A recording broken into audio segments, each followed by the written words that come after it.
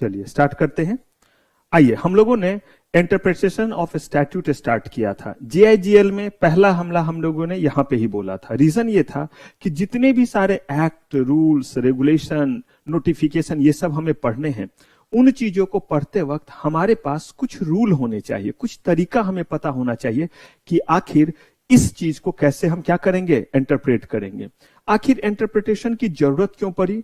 तो इंटरप्रिटेशन की रिक्वायरमेंट इसलिए पड़ी क्योंकि लॉ बनाने वाली जो बॉडी है उसका नाम क्या है, लेजिस्लेचर। और उस लॉ पे जो लोग फैसला सुनाते हैं वो हो गए कोर्ट, और जो उन चीजों को इंप्लीमेंट करते हैं वो हमारे एग्जीक्यूटिव बॉडी हो गए, चाहे वो पुलिस हो, आईएएस हो, आईपीएस हो, या अलग अलग हमारे गवर्निंग जो है वो बॉडी हो। दिक्कत तब आती है जब किसी भी बने हुए कानून को लेकर के, किसी भी बने हुए एक्ट को लेकर के जिसे लेजिस्लेचर ने बनाया है, उन चीजों को इंटरप्रेट करते वक्त एम्बिग्यूटी आए। अगर एम्बिग्यूटी नहीं आ रहा है, संदेह नहीं आ रहा है, किसी चीज का एक से ज्यादा मतलब नहीं है, तो कोई दिक्कत नहीं है। लेकिन वो चीज जिसका एक से ज्यादा मतलब है, या हमने इतने सारे एक्ट, कानून बनाए हुए हैं कि वो आपस में ही कोई कुछ कह रहा है, कोई कुछ कह रहा है, तो हम उसका क्या इंटेलेक्चुअल इंटरप्रिटेशन निकाले। इन्हीं चीजों के लिए जरूरत पड़ी हमें किस चीज को जानने की, इंटरप्रिटेशन ऑफ स्टैट्यूट। जैसा वर्ड आप देख रहे, इंटरप्रिटेशन का मतलब होता है समझना, कॉम्प्रीहेंड करना, उसको जो है वो क्या करना, कंक्लूड करना। और स्टैट्यूट का मतलब होता है कोई भी बना हुआ act, law, rule, regulation, notification, circular, ये सब जो है वो क्या कहलाता है, किसी भी अथॉरिटी जिसको कोई भी कानून, कोई भी एक्ट, रूल, रेगुलेशन बनाने का पावर दिया गया, उनके द्वारा, उनके थ्रू बनाया हुआ, उनके द्वारा इंपोज किया हुआ कोई भी डॉक्यूमेंट्री चीज हमारा क्या कहलाता है, स्टैट्यूट। मैंने बोला जिनको परमिशन दिया हुआ है, मैंने बना दिया तो स्टैट्यूट नहीं कहलाएगा, लेकिन अगर एमसीडी ने भी बना दिया है तो कहलाएगा, क्योंकि एमसीडी को भी जो है वो राइट दिया गया है कि वो इन केसेस में रूल, रेगुलेशन और एक्ट क्या कर सकता है, बना सकता है। हमने एक नॉर्मल चीज बोला था कि जहां कंफ्यूजन हो वहां जरूरत होती है क्या करने की, इंटरप्रेट करने की। मैंने आपसे जैसे कल भी पूछा था सिंपल तरीके से, डू यू ड्रिंक? अब यहां पे जो है वो कंफ्यूजन, अगर आप यस कहते हैं तो डिपेंड कर रहा है कि किस चीज में यस कह रहे हैं। और इन जनरल अगर देखा जाए तो ड्रिंक का मतलब हम यही समझते हैं, रोम सोम पीना, यही होता है। ड्रिंक तो पानी मैं भी पी रहा हूं। लेकिन अगर मैं पूछा कि क्या आप खाना खाते हैं, तो किसी भी केस में इसमें कोई कंफ्यूजन नहीं होगा। अगर आप नहीं खाते हैं तो नहीं कि कहेंगे, खाते हैं तो क्या कहेंगे, हाँ कहेंगे। लेकिन अगर मैंने ड्रिंक बोला तो पहले कॉम्प्रिहेंड करना पड़ेगा कि सर पूछना क्या चाह रहे हैं, सिंपल मतलब है या व्यापक अर्थ है, ड्रिंक मतलब दे दनादन। तो बोला कि इन चीजों में हमें जरूरत किसकी पड़ गई, इंटरप्रिटेशन। फिर मैंने कहा कि एक बंदे ने कहा और दूसरे ने उसको क्या समझा, दुबले पतले। कल मैंने इनको बोला था मेरा बैग देखते रहना, तो ये भी कह रही देख ही तो रही हूं सर। और तब जो है, जो कल ब्लैक थे आज व्हाइट हो गए। इन्होंने क्या किया, इन्होंने जो है वो बैग हटाया और ये देख भी रही थी, मुझे बता भी रही, हाँ सर आपका बैग लेके वो बंदा चला गया। मैंने बोला था ना आपको देखते रहने। सर मैं देख रही थी, जब वो ले रहा था उससे पहले भी देख रही थी, उसे ले जाते हुए भी देखी, दूर तक वो गया है, फिर भाग गया, फिर बाइक से चला गया, यहां तक मैंने देखा है। मैं क्या बोलूंगा, भाग जा उसी की तरह, वरना मेरे हाथों खून हो जाएगा। एक तो ऐसे ही दुबले पतले फूंक भी दूं तो पाप लग जाए, क्योंकि कहीं और उड़ के पहुंच जाएंगे। अब कह रहा हूं कि ऐसे केस में जहां पे जो है वो चीज को बोलने वाले और समझने वाले के बीच में कहीं क्या आ गया, कंफ्यूजन, तो उसके लिए लॉ बनाया गया, रूल बनाया गया बेसिकली, कि उसका हम इस्तेमाल करेंगे। और यही हमने कुछ एग्जाम्पल लिया था और तब हम आगे बढ़े थे कि ऐसे ही कोई चीज दे दिया गया, एक कह रहा है 9 है, कोई कह रहा है। ये बताने का यहां मतलब 9 और 6 नहीं है, यहां बताने का एक ही मतलब है, वो ये है कि आप जो हैं सही हैं, इसका मतलब जो है मैं गलत हूं, ये नहीं होता है हर केस में, इसलिए ये समझना पड़ेगा। दो लोग अगर आपस में बात कर रहे हैं तो एक सही है तो आप ये कंक्लूड नहीं कर सकते इसका मतलब ये गलत है। ठीक है वो सही है, but there could be possibility कि दूसरा बंदा भी क्या है, सही है। ये मतलब था इंटरप्रिटेशन में इस चीज को देने का।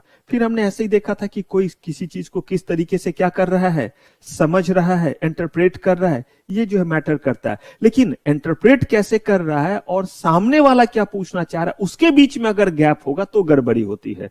सही में मैंने बोला किसी चीज को एक्सपेंड करने, तो आपने एक्सपेंड किया तो कोई बात नहीं, लेकिन a प्लस बी के होल स्क्वायर को बोला एक्सपेंड करने, इसका मतलब मैं ये नहीं कह रहा हूं a और b को दूर लेके जाओ। इसका मतलब मैं जो यहां कहना चाह रहा हूं और आप जो समझ रहे उसमें क्या आ गया, फिर गैप आ गया। तो यहां पे जरूरत है इंटरप्रिटेशन की, आप वही समझिए जो मैं आपसे क्या करना चाह रहा हूं, करना चाह रहा हूं, जो मैं आपसे कहना चाह रहा हूं। आइए, इन चीजों के बाद हम लोग आए थे कि जब हम किसी भी चीज को इंटरप्रेट करते हैं तो ऑब्जेक्टिव देखा था कि कानून कहां बनता है। कॉन्स्टिट्यूशन के 3 मेजर पार्ट, लेजिस्लेटर, एग्जीक्यूटिव और जुडिशियरी। लेजिस्लेचर, लेजिस्लेटिव बॉडी का काम होता है कानून बनाना। अगर सेंट्रल लेवल पे वो बन रहा है तो वो आपका कहां बनेगा, पार्लियामेंट में। और अगर वो जो है वो आपका स्टेट लेवल पे बन रहा है तो असेंबली में बनेगा, स्टेट असेंबली में, जो पूरे स्टेट में इंप्लीमेंट होगा। और अगर वो पार्लियामेंट में बन रहा है तो कहां होगा, पूरे देश में होगा, पूरे कंट्री में होगा। अब इसी को पास करते वक्त जो है वो 2 एस्पेक्ट आता है, लोकसभा और राज्यसभा। बहुत डिटेल में पढ़ाऊंगा जब कॉन्स्टिट्यूशन ऑफ इंडिया पढ़ाऊंगा, इसी सब्जेक्ट में आपको पढ़ना है कॉन्स्टिट्यूशन ऑफ इंडिया।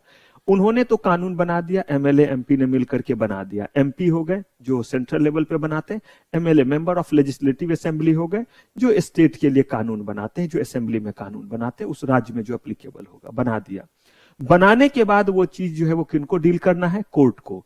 तो रियल में कोर्ट उस चीज को कैसे इंटरप्रेट करेगा, इसके लिए जो है वो अलग अलग तरह के क्या बनाए गए, फिर रूल बनाए गए, ताकि हर कोर्ट जब भी इंटरप्रेट करे तो उस फंडामेंटल रूल को अप्लाई करे।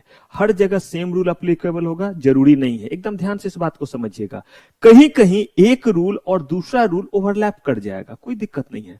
हमें टोटल रूल पता होना चाहिए कि ये रूल क्या कहता है और ये वाला रूल क्या कहता है। अगर हमें जरूरत पड़ा तो कहीं लिटरल इंटरप्रिटेशन को इस्तेमाल करेंगे, कहीं जरूरत पड़ा तो हम गोल्डन रूल का इस्तेमाल करेंगे, कहीं पे मिसचीफ का करेंगे। कुछ जगह आपको लगेगा कि सर दोनों केस में बात तो एक ही जगह पहुंच रहा है, इंटेंशन पे ही बात आती है, तो बिल्कुल सही आप समझ रहे हैं। एक ही बात इसमें है। अगर कोई भी चीज सिंपल मीनिंग दे, सिंपल चीजों में बताए तो अच्छी बात है, नहीं तो हर केस में हमें यह देखना है कि लेजिस्लेचर ने जो ये कानून बनाया वो जिस समय बनाया उस समय के अकॉर्डिंग उनका क्या इंटेंशन था। इंटेंशन का मतलब सिर्फ ये नहीं होता क्या कहना चाह रहे, इंटेंशन का मतलब होता है कि आप उस समय क्या कहना चाह रहे हैं। ध्यान से समझिएगा। अगर मान लीजिए कि इस समय मैं बोलूं कि मुक्के मारूंगा तो कहा जाएगा कि ये बहुत बड़ा चीज हो गया, हैशटैग मुक्के मारने वाला टीचर। लेकिन हमारे समय में जब हम पढ़ाई करते थे तो मैं तो बोलता हूं, वो तो बोलते बाद में थे, पहले धम की आवाज आती थी। अगर जो है वो बाल बड़े हैं तो आगे कोई नहीं बैठता था। हम जो स्कूल में मैं पढ़ता था उस समय, क्योंकि मैं हर उस स्कूल में पढ़ा जहां जहां जो है वो पापा का ट्रांसफर हुआ तो साथ में घूमते रहते थे। और आप गलती से, मेरे पापा थोड़े ईमानदार थे तो टोटल उनकी जो है वो 37 जो है वो ट्रांसफर हुए हैं अपने पूरे ये में, तो मतलब जॉब के दौरान। अंत में तो वो भी तंग आकर के बोले कि अब आप लोग वहां फलाने जगह बोर्डिंग में रहो, कि अब पॉसिबल नहीं है कि 6 महीने यहां और 6 महीने वहां। वैसे सेंट्रल के लिए केंद्रीय विद्यालय तो होते ही है, लेकिन हर जगह केंद्रीय विद्यालय होगा जरूरी नहीं है। पता चलता था कभी जो है वो डॉन वास्को में पढ़ रहे हैं इंग्लिश मीडियम और कभी बोरा छाप वाले में जा रहे हैं, और उसमें लिटरली बैठने के लिए अपने बैठने वाले लेकर के जाने पड़ते थे। हमारे देश में ऐसे भी स्कूल हैं जहां पे बैठने के लिए अपना लेकर के जाना है, बोरे ही बोलते थे उसे, बोरा या कोई बैठने वाला आसन लेके जाइए। और तब वहां पढ़ाई होती थी कैसे, 2 एकम 2, 2 दूनी 4। अभी तक पढ़ा था 2 1 2 2 2 4, एकाएक 2 एकम 2, फिर ये करके। मतलब ये कह रहा हूं कि अलग अलग तरह के क्या होते थे, स्ट्रक्चर है, अलग अलग तरह का चीज क्या होता था, हमारे ही देश में रहता था। तो अब जब अलग अलग जगहों पे हमें जो है वो मूव करना रहता था, अलग अलग जगहों पे जाना रहता था, तो वो कह देते थे कि भाई अब क्या करो, यहां से जो है आप जो है वो अलग तरीके से क्या करना शुरू करो, आप पढ़ाई शुरू करो। अब देखिए, अगर मैं यही चीज कह रहा हूं कि ये जो हमारा कॉन्स्टिट्यूशन और हमारे देश का जो स्ट्रक्चर है, इतना ज्यादा आपका क्या है, डिस्पैरिटी है, इतना ज्यादा जो है वो थोड़े थोड़े जगहों पे ही क्या है, चीजों का डिफरेंस है, कि हर कोई चीज को क्या कर रहा है, अलग तरीके से जो है वो इंटरप्रेट कर रहा है। तो इसी में उन्होंने कहा कि सबसे पहले आप कैसे समझिएगा, वो हर कोर्ट को और हर समझने वाले को क्या दिया गया, एक इंस्ट्रक्शन दिया गया कि इस समय में ऐसे समझना और इस केस में क्या करना, ऐसे समझना। तो हम लोगों ने यहां पे जो है वो ढेर सारे क्या किया था, प्रिंसिपल को लिखा था। हो सकता है वो एक दूसरे के ऊपर क्या कर जाए, ओवरलैप कर जाए, लेकिन वही मैं कह रहा था इंटेंशन, और इंटेंशन हमेशा होता है किसके अकॉर्डिंग, समय के अकॉर्डिंग। उस समय के अकॉर्डिंग मैंने कहा था कि हम लोग आगे इसलिए नहीं बैठते थे क्योंकि टीचर अगर बड़े बाल देखते थे तो ऐसे पकड़ लेते थे और बोलते थे हीरो बनते हो। वो ऐसे ऐसे क्या कर रहे हैं, हमें बोल रहे हैं और हमारे सर के बाल को पकड़ के क्या कर रहे हैं, और दर्द हो रहा है, और इस जगह पकड़ते थे जहां पे सबसे ज्यादा क्या हो, दर्द हो। अगले दिन जो मन होता था इसे छिलवा लो और पूरा टॉम क्रूज बन करके आ जाओ। तो उस समय के अकॉर्डिंग वो जो ट्रीट कर रहे हैं और इस समय के अकॉर्डिंग जो कर रहे हैं, दोनों में अंतर है या नहीं? क्या उस समय उनका इंटेंशन था मुझे खूब पीटने का, कि ऐसी बात की उन्हें सैलरी मिलती थी आज जाएंगे आज 4 को पीटेंगे? नहीं, उस समय भी जो है उनका इंटेंशन क्या था कि बच्चे जो है किसी भी तरह से क्या करें, पढ़ाई करें, होमवर्क करके नहीं करके आ रहे, पिटाई लगती थी, वो स्केल से ऐसे करके चट चट वाले चीज। अभी के समय में जो है वो अलग तरीके का चीज। इसका मतलब दोनों समय में इंटेंशन तो वही है कि आप पढ़ाई करें, लेकिन ट्रीटमेंट अलग हुआ या नहीं हुआ? ठीक वैसे ही इंटेंशन एक ही है लेजिस्लेचर का, और वो है कि जो उन्होंने लिखा है वो चीज क्या होना चाहिए, जिस इंटेंशन के साथ लिखा वो पूरा हो। लेकिन समय के साथ उस इंटेंशन का मतलब क्या होता है, बदलता है। 1948 में कहे गए लेबर लॉ का मतलब और 2022 में कहे गए चीज के मतलब में क्या आएगा, डिफरेंस आएगा। तो इन्हीं के बेसिस पे जो अलग अलग तरह के हमारे रूल होंगे, उस रूल को हम क्या करेंगे, देखेंगे, जिससे हम क्या करेंगे, इंटरप्रेट करेंगे। हम लोगों ने जितने भी तरह के एक्ट, रूल, रेगुलेशन है उनको क्लासिफाई किया था, क्योंकि एग्जाम का सिलेबस है इसीलिए किया था। और इस क्लासिफाई करने में हमने कहा था कि अगर इस तरह का कानून बना तो उसे ये कहेंगे, इस तरह का बना तो उसे क्या करेंगे, इस दायरे में। किसी को हम रखेंगे कोडिफाई स्टैट्यूट में, किसी को किस में रखेंगे, डिक्लेरेटरी में। याद रखिएगा इन सब पे आपका जो है वो एमसीक्यू, और बहुत ज्यादा एमसीक्यू का इन पे चांसेस रहता है। एक तो हुआ कि mention various class of statute, ये डिस्क्रिप्टिव का क्वेश्चन हो गया। लेकिन इनमें से देखिएगा, मैं ही आपको निकाल के दिखलाऊंगा कि कैसे जो है वो आपको मेंशन करना पड़ेगा कि ये कौन सा क्या हुआ, स्टैट्यूट हुआ। और खास तौर पे जब ये चारों के चारों नाम दिए रहेंगे, इधर से भी कुछ नाम आपके क्या किए हुए रहेंगे, दिए हुए रहेंगे। तो यहां पे देखिएगा पेनल इंस्टीट्यूट में हमने क्या कहा था, स्टैट्यूट में जो पेनल्टी। अब मुझे बताइए टैक्स जो है वो कौन सा स्टैट्यूट हुआ, पेनल, क्योंकि इसमें बहुत ज्यादा क्या दिया हुआ है, पेनल प्रोविजन है कि अगर आपने ये नहीं, अब यही इसी चीज से आपको पहुंचना रहेगा एमसीक्यू पे। तो इसका सिग्निफिकेंस ये है कि आगे हम एमसीक्यू में इसका क्या करना रहेगा, इस्तेमाल करना रहेगा। तो हमने ये सारे तरह के क्या देख लिए थे, स्टैट्यूट। अब इनमें से कोई भी तरह का स्टैट्यूट हो, उसको अंडरस्टैंड करने के लिए, कॉम्प्रिहेंड करने के लिए, समझने के लिए हमारे पास 2 तरह के जो है वो हमने रूल बनाए। रूल क्या कहिएगा, 2 तरह के बनाए हमने, 2 क्लासिफिकेशन कर दिया। कुछ तरह के रूल को हमने किस में रख दिया, और बाकी को सेकेंडरी या क्या कह दिया, अदर रूल कर लिया। लेकिन दोनों ही केस में हमें पूरा का पूरा रूल पढ़ना पड़ेगा या नहीं? जब तक हम ये सारे के सारे रूल नहीं पढ़ेंगे तब तक जो है हम इसको इंटरप्रेट ही नहीं कर सकते हैं। लेकिन अलग अलग इसीलिए ध्यान रखना पड़ेगा कि कहीं हमसे बाद में पूछ दिया जाए एग्जाम में, मेंशन द प्राइमरी रूल या right short notes on any 2 primary rule, तो उस केस में अगर हम नीचे वाले से 2 उठा लिए तो हमारा सही होगा या गलत, गलत हो जाएगा। तो इसीलिए हमें इसे इस कुनबे के भीतर भी रखना पड़ेगा। यह भी ध्यान रखना पड़ेगा कि प्राइमरी रूल में कौन कौन से आते हैं, और साथ ही साथ उस रूल में क्या लिखा हुआ यह भी हमें क्या करना रहेगा, ये भी देखना रहेगा। और हमने एक एक करके पढ़ना शुरू किया था।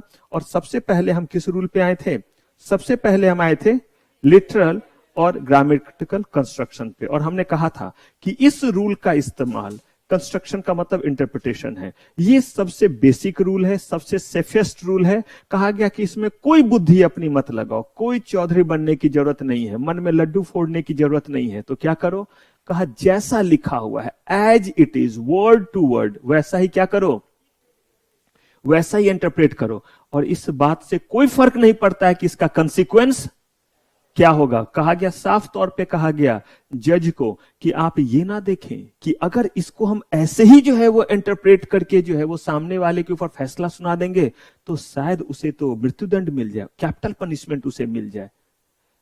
तो कहा गया कि कुछ भी मिल जाए, अगर वो चीज साफ है, अनएम्बिगुअस है, क्लैरिटी है, कोई कंफ्यूजन नहीं है, तो आपको कौन सा रूल फॉलो करना है, लिटरल या ग्रामेटिकल इंटरप्रिटेशन या कंस्ट्रक्शन। क्या उसके कंसीक्वेंस को देख करके फैसला सुनाना है, बिल्कुल ही नहीं। अब यहां तक का सफर हमने क्या किया था, तय कर लिया था पिछले एपिसोड में। यहां से आगे बढ़ते हैं, एक छोटा सा चीज जो आपके एमसीक्यू और डिस्क्रिप्टिव दोनों का पार्ट हो सकता है, और वो ये है कि ये लिटरल इंटरप्रिटेशन जैसा चीज जो है वो कब जो है वो आया था, कॉन्सेप्ट ही तो है।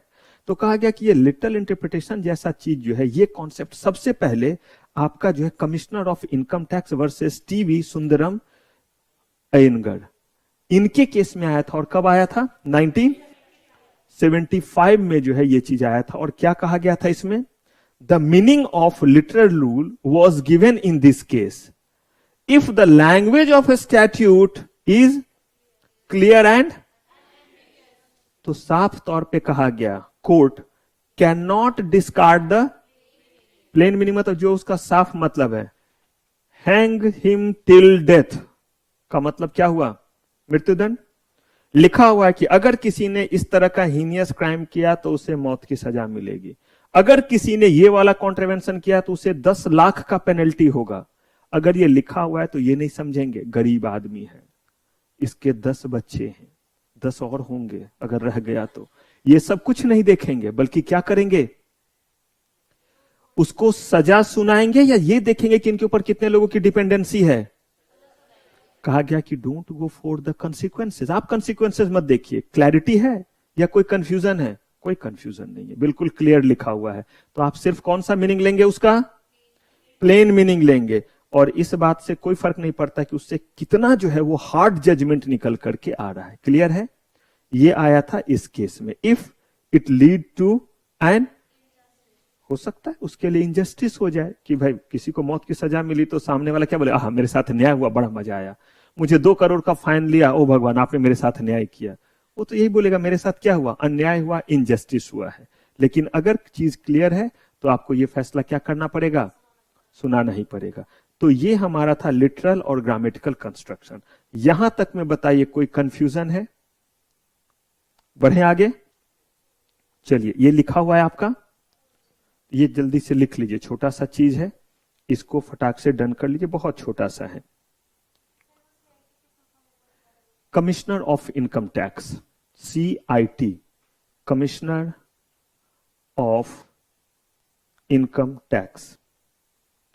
अब इसमें ये चीज मेरा कंसर्न यहां नहीं था कि आप जो है वो इस पूरे के पूरे केस को बिल्कुल रेक्टिफाई करके रखे। मेरा कंसर्न ये था, ये कन्वे करना था कि चाहे कंसिक्वेंसेस कितना भी खतरनाक क्यों ना हो, अगर लिटरल इंटरप्रिटेशन वर्क कर सकता है तो कोई और इंटरप्रिटेशन हम नहीं लेंगे। इसका मतलब सबसे पहला कौन सा जो है वो रूल लगाएंगे? इसका मतलब ये सब बात लिखा नहीं, ये इंप्लाइड होकर के आया या नहीं? अब यही चीज MCQ में आपसे दे देगा कि there are 4 rules, which one we should apply first. अगर कोई भी चीज एम्बिगुअस नहीं है तो सबसे पहले कौन सा रूल? और पता है ये क्वेश्चन और कब ज्यादा जो है वो सुटेबल होगा? जब आप बाकी रूल भी देख लेंगे, तब जब मैं बात करूंगा तो थोड़ा और बात होगी। आज बहुत सारा रूल सारा हम लोग देखेंगे। डन है ये पोर्शन? कीजिए, बताइए जल्दी। Meaning of literal rule. Interpretation और कंस्ट्रक्शन को हम एक मानेंगे, अलग अलग? एक। ऑलमोस्ट एक ही जैसा चीज होता है, बहुत थिन लाइन होता है, जो मैं बिल्कुल लास्ट में बताऊंगा। Thin line.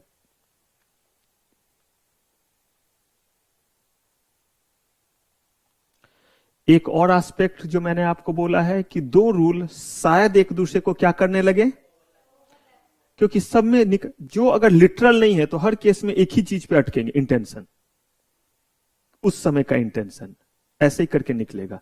लेकिन चूंकि बनाने वाले अलग अलग तरह के लोग आए, तो कुछ केस में जजमेंट हुआ तो उसको ये नाम दे दिया गया, कुछ में उसको क्या कर दिया गया, किसी और नाम से पुकारा गया। बोलिए, आए अगले पे। चलिए, अब यहां हमने लिटरल ग्रामेटिकल कंस्ट्रक्शन कर लिया। आइए, अब है हमारा rule of reasonable logical construction, golden rule. अब ये क्या कहता है ये जरा सुनिए। चाहे उसका नाम रूल ऑफ क्या हो सकता है, रीजनेबल कंस्ट्रक्शन, या उसका नाम हो सकता है रूल ऑफ लॉजिकल कंस्ट्रक्शन, या गोल्डन रूल। गोल्डन रूल इसी को दूसरे नाम से जानते हैं, जिसको कहते हैं अट रेस मैगिस वेलिट कॉम पैरिट। अब ये लेटिन मैग्जिम है। जैसे हमारे देश में मुहावरे होते हैं, सेंटेंसेस होता है, नहीं कहते नाच ना जाने आंगन टेढ़ा, हुआ ना हिंदी में मुहावरा।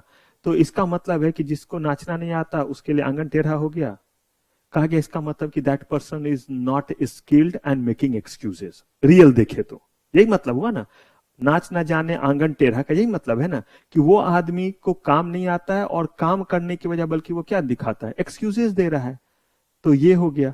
अब कहते हैं आंखों से अंगारे उगलना, अच्छा मैं रावण हूं क्या, यहां से जो है निकाल रहा हूं, बहुत गुस्सा होना। तो इसका मतलब आप खुद देखिए, उस चीज का कोई मतलब है सिंपल सेंस, ठीक वैसे ये जो है वो क्या है, लैटिन मैक्सिम कहते हैं इसको, जिसको आप कह दीजिए, जो भी मुहावरा कह दीजिए, जो कह दीजिए, हमें इसका क्या जानना रहेगा, मतलब। और मतलब जब जानिएगा तो ये सेम ही में आ जाता है, बताऊंगा इसका भी मतलब क्या हुआ। आप कहिए सर ये तो लेकिन हमारे लिए दर्द है, हाँ ये दर्द है, लेकिन ज्यादा नहीं है। इस चैप्टर में आपको 4-5 जो है वो लैटिन मैक्सिम याद रखने होंगे, बहुत ज्यादा नहीं है। कुछ का तो मैं आपको तरीका बता दूंगा जिसको याद रखना आसान हो जाएगा, और कुछ में है आपको ही पिक करना पड़ेगा, कि जब हम इसका मीनिंग देखेंगे ना, तो उस मीनिंग में से कोई एक आपको पिक करना पड़ेगा कि किस पे जोर लगाऊं, रेस्ट से समझूं, मैगी से याद रखूं, वैलिड से रखूं, काम से रखूं, पेरिट, किससे जो है कोई एक वर्ड निकल करके आ रहा है, कोई वैसा ही एक वर्ड पकड़ना रहता है तो वो चीज हमें याद रह जाता है, अगर इसका मतलब याद रह गया तो फिलहाल इसको थोड़ा रोकिए, ये सब एक ही मतलब है। कौन कौन सा, rule of reasonable, logical construction, golden rule, और इसी का थोड़ा सा जो एक्सटेंडेड वर्जन क्या है, अट्रेस मैगिस वैलिड कॉम पेरियट, ये इसका मतलब। तो देखिए ये कहता क्या है, सबसे पहला चीज कहता है कि अगर कहीं पे मीनिंग बिल्कुल क्लियर हो और साफ हो, कहीं पे कोई एम्बिग्यूटी ना हो, तो you are not suppose to apply this rule. This rule is applicable only and only when any word having more than one meaning. पहला इसके लिए कंडीशन कि कम से कम एक वर्ड के एक से क्या हो, एक से ज्यादा मीनिंग जरूर हो। अब 3 हो 4 हो नहीं पता, लेकिन एक से ज्यादा क्या हो। दूसरी बात, एक से ज्यादा जगहों पे वो अलग अलग तरीके से क्या होता है, यूज होता है, तो भी जो है वो क्या कहेगा, तो भी जो है उसमें लिटरल जो है वो इंटरप्रिटेशन नहीं ले सकते हैं। तो कहा तो उसमें लेंगे क्या, कहा कि उसमें जो है हम जो है वो वर्ड का ग्रामेटिकल और लिटरल मतलब नहीं लेकर के हमें लेना है इसका सेंसेबल मीनिंग। क्या लेना है, तो वहां पे हमारा थंब रूल था कि आपको ग्रामेटिकल और प्लेन मीनिंग लेना है, किसमें, लिटरल इंटरप्रिटेशन या लिटरल कंस्ट्रक्शन में। आपका रीजनेबल, लॉजिकल, गोल्डन रूल, इसमें क्या लेना है वर्ड का, सेंसेबल जो है आपको क्या लेना है, इसका जो है वो मीनिंग लेना है। अगर हम सेंसेबल मीनिंग नहीं लेंगे तो फिर जो है उसका पूरा का पूरा पर्पस ही क्या हो जाएगा, डिफीट हो जाएगा। और मैंने आपको बोला ये सेंसेबल मतलब सिर्फ और सिर्फ तब लेंगे जब provision of law can not be interpreted as to divorce it entirely from, divorce का मतलब जो उसको अलग करे, किस चीज से, कॉमन सेंस से, वैसा मतलब नहीं लेंगे। और मतलब वैसा निकल रहा है, जैसे मैं आपको एक एग्जांपल दूं, थोड़ा ज्यादा आसान हो जाएगा समझना। जैसे मान लीजिए कि लिखा हुआ है smoking in the vicinity of court premises is an offence. फिर से बोलूं, smoking in the vicinity of court premises or university premises is an offence, punishable offence. Vicinity का मतलब होता है आसपास, क्या मतलब होता है, आसपास। इसका मतलब बोला गया कि कॉलेज के आसपास या कोर्ट के आसपास चिमनी फैक्ट्री बनना क्या है, ऑफेंस है। चिमनी फैक्ट्री समझ रहे हैं, व्यापक मतलब है, स्मोकिंग करना क्या है, ऑफेंस है, सजा मिलेगी, अगर पकड़े गए तो कोर्ट सजा देगा। अब मान लीजिए मैं तो स्मोक नहीं करता, लेकिन हमारे कनाडा, कनाडा है, हाँ कनाडा लिखा हुआ है ना, तो कनाडा हमारे जो है आज से इनको जो है वो दुनिया किस नाम से जानेगा, कनाडा। जैसे इनको किस नाम से, इतिहास दुबले पतले के नाम से। तो अब हमारे कनाडा जो है वो जो है वो कोर्ट में पहुंचे, बड़े शरीफ, ये मान लीजिए कि धुएं वाला चीज तो दूर का बात, ये पानी वाला भी चीज नहीं पीते हो, लेकिन एग्जाम्पल है, मान लेते हैं, सच्चाई तो सबको पता रहता है। तो अब जो है ये जो है वो कोर्ट में पहुंचे, कोर्ट के आसपास ऑफेंस है, इंप्रीजमेंट भी है और फाइन भी है। ये जो है वो कोर्ट के भीतर मस्त जो है वो लगाया और धुएं का छल्ला बना के वो एकदम मस्त छल्ला बना रहे, और हमारे जो वाइट हैं वो उनको देख रहे, भाई जबरदस्त, एकदम तू मैचो लग रहा है, माचो। अब इन दोनों को जो है वो माचो को जो है मुक्के मारने पहुंचेंगे। अब जज, इन्हें अरेस्ट किया गया, पकड़ा गया, कोर्ट में सामने रखा गया। चाहे कॉलेज में अगर थे तो कॉलेज के आसपास पीना मना है ना, ये कॉलेज के अंदर प्रीमाइसेस में ही जो है वो मस्त चल रहा है इनका। अब जब इनको पकड़ा गया, केस चलाया गया, इनको बोला गया कि आपने ऑफेंस किया है। इन्होंने बोला ठीक है, ऑफेंस का मतलब होता है when I am contravening any provision then it is called as offence. Please tell me what are those provision which I have contravened. पूछेंगे ना, आपका राइट है ना कि ऑफेंस का तो मतलब ये कि पहले कोई कानून बना हुआ हो और उसको आपने कॉन्ट्रावेन किया तो ऑफेंस है। आपने कुछ गलत किया, हो सकता है किसी दूसरे को गलत लगा हो, लेकिन उसके लिए कोई कानून नहीं है, तो क्या ये ऑफेंस होगा, सजा मिलेगी? तो इनको दिखलाया गया, ये ले तेरे जैसे के कारण इतने एक्ट लिखने पड़े हैं, लिखा हुआ है इन्होंने बोला कि ठीक से पढ़, ठीक से पढ़। क्या लिखा हुआ है? In the vicinity. इन्होंने गोला लगा लगा के दिखाया, ये देख, हिल हिल के देख क्या लिखा हुआ है। इन द कोर्ट प्रीमाइसेस लिखा हुआ है, इन द कॉलेज कैंपस लिखा हुआ है, या in the vicinity of college and court लिखा हुआ है। बात तो सही पकड़ा इन्होंने, ये तो राम जेठमलानी बन गए। अब देखिए, लॉ को तो लॉ ऐसे ही डिफीट किया जाता है, इसी के तो कमाई, वरना जो सबको लिखा हो, जो सबको दिख रहा है तो हर कोई जीत जाता ना। टिपिकल केस आप जीतते कैसे हैं? उसी लॉ से तो निकाल के दिखा देते हैं। जज भी सब समझ करके चुप। मैंने बताया अभी, जज ने देखा भी था निर्भया केस में, चुप थे या नहीं, खुद कह भी रहे हैं कि गलत हो रहा है, हम गलत बोल रहे हैं, लेकिन क्या करना पड़ेगा, हमें यही बोलना पड़ेगा, हम चाह के भी इससे ज्यादा कोई पनिशमेंट। अब जब उनके सामने ऐसे दिया गया इन द विजिनिटी, तो वो भी चौंक गए। लिखा तो हुआ यही है आसपास, और आसपास लिखा हुआ, कहीं तो लिखा ही नहीं है कि आप जो है वो कैंप मतलब जो है वो कॉलेज में या कोर्ट में करेंगे, वो तो लिखा है कोर्ट के आसपास। और आसपास का मतलब जो है वो नहीं, आसपास का मतलब क्या होता है, आपके अगल बगल। अब यहां पे कहा गया क्या किया जाए, literal meaning is saying innocent. अब ये इनोसेंट, तो कल को पीछे से हमारे रेड उडी भी आएंगे, बोलेंगे भाई तू ये वाला, मैं पता का 502 बीड़ी ही मारता हूं, मैं और मैचो हूं, और आजकल स्टाइल ऐसे करके पकड़ने का चल रहा है, तो ये वाला वो कौन सा है, पुष्पा, मेरी बिटिया ऐसे करके 2 दिन चल रही थी ऐसे। मैंने बोला बेटा रे क्या हो गया? मेरे बड़े अच्छे फ्रेंड है doctor Anurag Jain, orthopaedic surgeon है। मैंने उससे पूछा नहीं, मैंने बोला बच्चा है कहीं घबरा जाएगी कि ऐसे करके कर रहे हैं, कुछ हो गया नहीं होता, बच्चे को टोक देंगे तो उससे और लगता है, छोटा बच्चा अभी 9 ईयर का।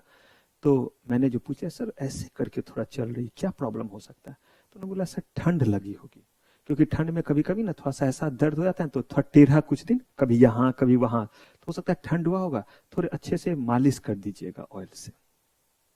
कर दिया, मालिश करके उठी। फिर मैंने बोला बेटा ऐसे क्यों? पुष्पा, तो वो जो कोई शॉट देख ली, अब उसके चलते मुझे देखना पड़ा कि बता क्या देखी हो, ताकि मुझे ये एकदम जंगली सा हीरो, मुझे ये समझ में नहीं आता, पता नहीं मेरा ये आज तक मतलब मेरे दिमाग में कंफ्यूजन ही है।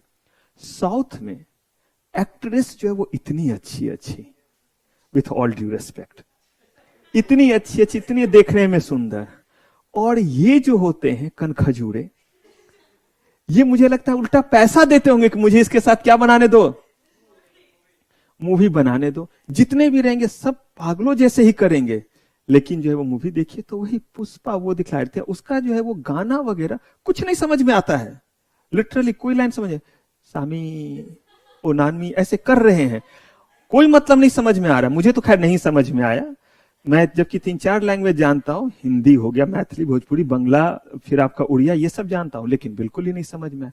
तो अब देखिए आपका कि ऐसे ही जो है वो अगर जो है वो इस तरह से वो किससे इन्फ्लुएंस होकर के, पुष्पा मूवी से इन्फ्लुएंस होकर के, तो वो इन्फ्लुएंस है वही पुष्पा से, और उसके बाद ये वाला चीज चल रहा है। अब वो भी बोलेंगे कि क्या लिखा हुआ है, कोर्ट दे पाएगा जजमेंट। अगर कोर्ट के पास रूल एक ही होता, क्या नाम था उस रूल का, एक के बाद एक धीरे धीरे इंटरप्रिटेशन के बनते गए। जब लगा कि लिटरल इंटरप्रिटेशन से काम नहीं हुआ, कहा गया यहां पे वर्ड के सिंपल और प्लेन मीनिंग की जगह कौन सा मीनिंग लेंगे, सेंसेबल, ये पंच लाइन हुआ। सेंस आपका जो है वो सेंसेबल मीनिंग लेंगे और सेंस को समझेंगे कि क्या कहना चाह रहे हैं। और कहना ये चाह रहे हैं कि जब कोर्ट के आसपास सिगरेट नहीं पियोगे, इसका मतलब कोर्ट में बैठ करके सिगरेट पियोगे, ये कॉमन सेंस कहता है। तो कहा लगा लो ये कॉमन सेंस, और ये इसीलिए लगे क्योंकि आप किस रूल को फॉलो कर रहे हो। लेकिन ये तब जब लिटरल इंटरप्रिटेशन जो है वो काम ना आए, तब ये रूल लगाएंगे। क्लियर है ये बात? अब देखिए, एवरी वर्ड और expression used in the act should receive a natural and fair meaning. जरूरी नहीं। Where alternative construction are what? Construction को आप कैसे समझ रहे हैं? इंटरप्रिटेशन। तो जहां अल्टरनेटिव इंटरप्रिटेशन क्या हो? पॉसिबल हो, ना हो तब तो नहीं है, possible. The court must give effect to which will be responsible for what? अब बताइए, सिगरेट ये पीते रहे, इनको छोड़ दें, वो स्मूथ फंक्शनिंग हुआ या वहां से निकालें? मेरा बस चले तो मुक्के मार के निकाले, ताकि सजा बाद में देंगे, पहले एक दो पड़ जाए। तो वो जो है वो वहां से निकाले। Has been enacted rather than the one which could not hindrance it anyway. आप बोलिएगा सर आप खूंखार वाला बात क्यों अक्सर करते हैं? एक्चुअली जो थोड़ी भी दिन आर्म फोर्सेज मैंने बताया था, इंडियन एयरफोर्स में फ्लाइंग ऑफिसर, तो अगर हमारे जवान या हमारे क्राफ्ट के साथ कुछ होता था, ऑर्डर आता था तो मानना पड़ता था। लेकिन इच्छा होती थी जब तक ऑर्डर आए, वायरलेस खराब हो जाए, कुछ हो जाए, एक दो तो गिरा दे। मतलब हमारे एक मरे तो कम से कम 10 तो इनके मरे, फिर ऑर्डर आएगा तो वहां से वापस तो आना ही पड़ेगा आप, क्योंकि वो सारा लॉन्गिट्यूड लैटिट्यूड सारा कुछ उनके पास नोटेड रहता है। लेकिन इच्छा होती थी कि थोड़ी देर के लिए जो ऑर्डर मिला है उस ऑर्डर के बाद वायरलेस क्या हो जाए? खत्म हो जाए, खराब हो जाए, क्योंकि जो लास्ट ऑर्डर मिला उसे ही हम कंप्लीट करेंगे जब तक नया ऑर्डर नहीं मिलता है। और वो ऑर्डर था जाओ बम गिराओ। लेकिन तब तक आ गया मिनिस्ट्री वगैरह सब कि आपस में युद्ध ना छिड़ जाए, तो ये ना हो जाए, वापस आ जाओ, ये आ जाओ। तो इसीलिए खूंखार वाली बात होती है। पहले किसी ने गलती किया तो हमेशा इच्छा होती पहले तो 10 मुक्के पड़ जाए इसे, क्योंकि कोर्ट तक फैसला होने में क्या लगेगा? टाइम लगेगा। कम वक्त तब तक हर चीज क्या बोलेगा? मुझे अपना क्या चाहिए? एडवोकेट चाहिए। तो स्वामी भी बोलेंगे मेरा स्वामी मुझे क्या चाहिए? एडवोकेट मेरा चाहिए। तो सजा मिलेगी, पूरा चंदन की तस्करी करेंगे, लेकिन क्या बोलेंगे? मेरे एडवोकेट को बुलाओ। एडवोकेट जब तक है तब तक 4-5 दे दीजिए, ताकि लगे कि गलत करना क्या है? गलत है, पाप है। तो ये क्लियर है? Intention clear? कौन सा मीनिंग लेंगे? सेंसेबल मीनिंग लेंगे। अभी एक और चीज करेंगे तब। अब देखिए, इसमें इसका मतलब अगर आपको पूछ दे, अट रेस मैजिस वैलियट कॉम्पेरिट, इसका मतलब हुआ रीजनेबल कंस्ट्रक्शन, इसी का मतलब क्या हुआ? लॉजिकल कंस्ट्रक्शन, और इसका मतलब हुआ, बार बार जो कह रहा हूं याद रखिएगा, एमसीक्यू में बहुत आसान होता है, 20 मार्क्स में एक भी नहीं छूटेगा, बशर्ते ध्यान रखेंगे इन बातों का। यही दे दे कि this is also known as, और ऑप्शन में दे देगा, एक तो इनमें से कोई दे देगा और बाकी 3 क्या करेगा? इतने सारे तो भरे हुए हैं, इनमें से कोई उठा करके क्या करेगा? दे देगा, और आपसे पूछ देगा एमसीक्यू में क्या सही है। तो अब देखिए ये चीज क्या कहता है, ये भी वहीं पे पहुंचेगा, थोड़ा सा अलग।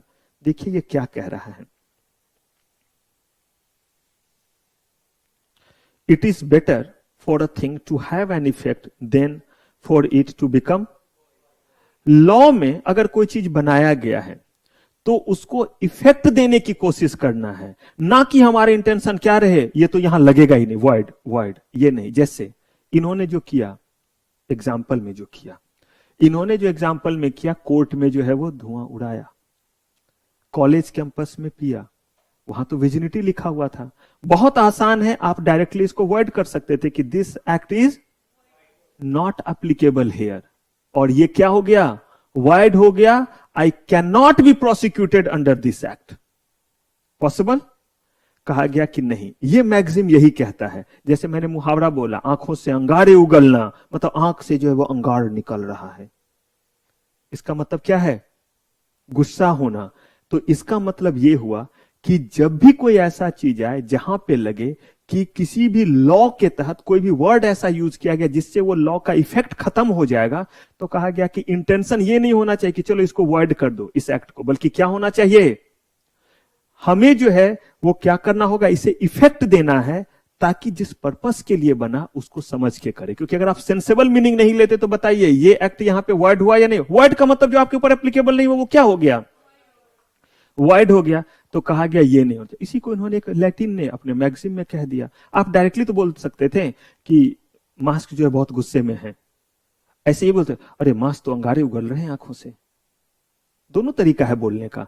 अब जिनको ये नहीं पता आंखों से अंगारे उगलने का मतलब क्या हुआ, उनको लगेगा कि मास्क जो है वो शायद जो है वो पुराने जमाने में जैसे राम के समय त्रिजटा वगैरह होते थे, राक्षस वगैरह, जो आंखों से बहुत सारा जो है वो जादू से अंगार वगैरह उगलते थे, ये मतलब हुआ क्या, ये सेंस हुआ। कहा गया यहां इफेक्ट देना है उस चीज को, ना कि उसको क्या करना है, अवॉइड करना है।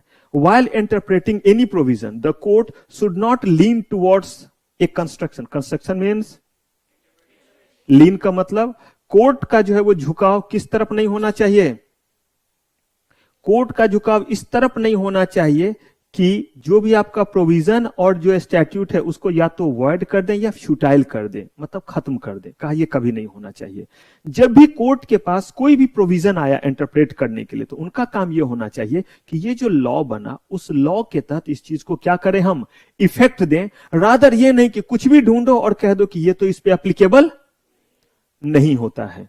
इस पे एक बड़ा अच्छा केस था, मैंने लिखा है नहीं क्योंकि वो बहुत ज्यादा हो जाएगा, मैं आपको एक केस बताता भी हूं, पहले ये देख लेते हैं। Hence whenever the word used in provision are imprecise यानी कि क्लियर ना हो, uncertain and ambiguous, thereby leading to the possibility of alternative construction। याद रखिए अगर गुंजाइश है किस चीज की, है ना यहां गुंजाइश, आसपास बोला तो हमें कॉमन सेंस में समझना चाहिए कि नहीं कि कोर्ट के अंदर और कोर्ट के अगल बगल आपको जो है स्मोकिंग नहीं करना है, कॉलेज के अगल बगल नहीं करना है, इसका मतलब कॉलेज के भीतर भी अगल बगल नहीं करना है, इसका मतलब पॉल्यूशन होकर के वहां चीज ना आए।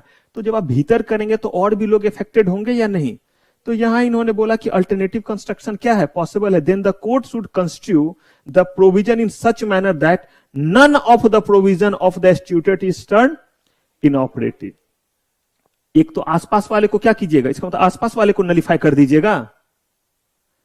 लॉ में लिखा हुआ था smoking in the vicinity of court is prohibited and it is a punishable offence. तो इसका मतलब अगर ये कोर्ट के भीतर जो है वो सिगरेट पी रहे थे तो आपने इन्हें पनिशमेंट किया ना, किया, जो कि नहीं लिखा होता। तो इसका मतलब अगर ये बाहर करेंगे तो नहीं कीजिएगा।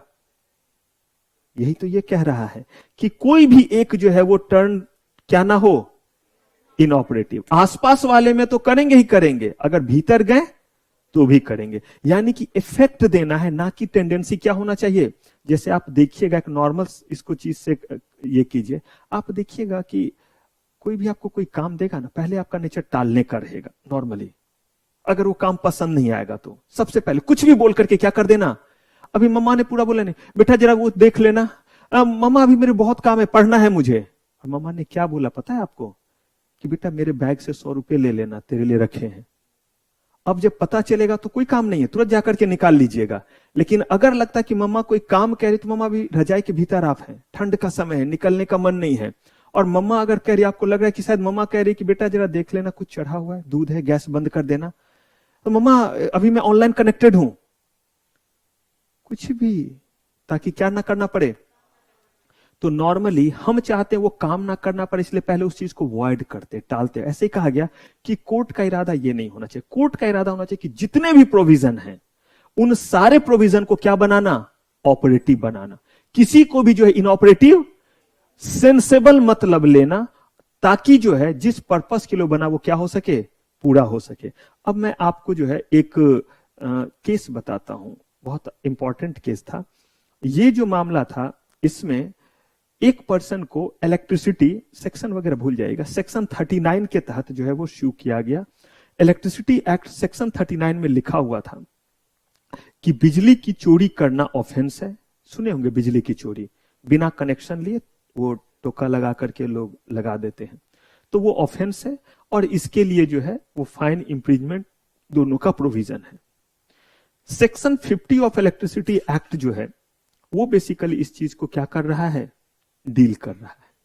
अब मान लीजिए कुछ ऐसा ही है, ये देखिएगा दूसरी जगह भी ये हम यूज करेंगे इस केस को, क्योंकि मैंने बोला था बहुत चीजों को समझाने में हमें डुप्लीकेसी करनी पड़ेगी। तो अब कहा कि ये जो है आपका सेक्शन 50 कहता है कि ऐसे ऐसे करके इसको पनिशमेंट देना। सेक्शन 39 कहता है कि बिजली की चोरी करना ऑफेंस है। सेक्शन 50 कहता है कि अगर बिजली की चोरी किया तो इस प्रोसीजर से इसको सजा देंगे। अब वो जो है उसको आईपीसी के तहत जो है वो प्रोसिक्यूट किया गया, इंडियन पिनल कोड, क्योंकि चोरी करना तो इंडियन पिनल कोड के तहत भी ऑफेंस है ना। इलेक्ट्रिसिटी की चोरी कर इसलिए ना आपके ऊपर इलेक्ट्रिसिटी एक्ट चलाया गया, लेकिन ऐसे अगर आप बिजली की चोरी करें तो क्या है, ऐसे अगर कोई चीज चोरी करे तो इंडियन पिनल कोड आएगा या नहीं आएगा? इंडियन पिनल कोड में ही लिखा हुआ है क्या क्या जुर्म है। और सीपीसी और सीआरपीसी पढ़ाऊंगा मैं आगे।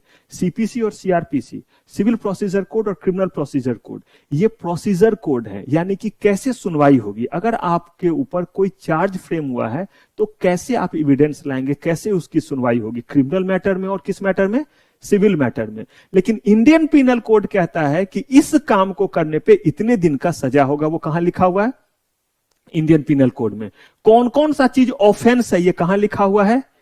इंडियन पिनल कोड में। किसी को चाकू मारना, धक्का देना, शार्प चीज से गले से ऊपर वार करना, ये सबके लिए अलग अलग बना हुआ है। किस केस में वो मतलब माना जाएगा, अटेम्प्ट टू मर्डर माना जाएगा।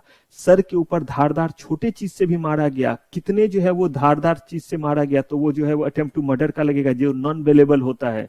भले आप जो है वो किसी दूसरे चीज से हिट करके, शायद आपने किसी का ये पैर तोड़ दिया, तब आपके ऊपर अटेम्प्ट टू मर्डर नहीं लगेगा, लेकिन यहाँ पे थोड़ा सा खरोंच लग के खून निकल गया तो अटेम्प्ट टू मर्डर लग जाएगा।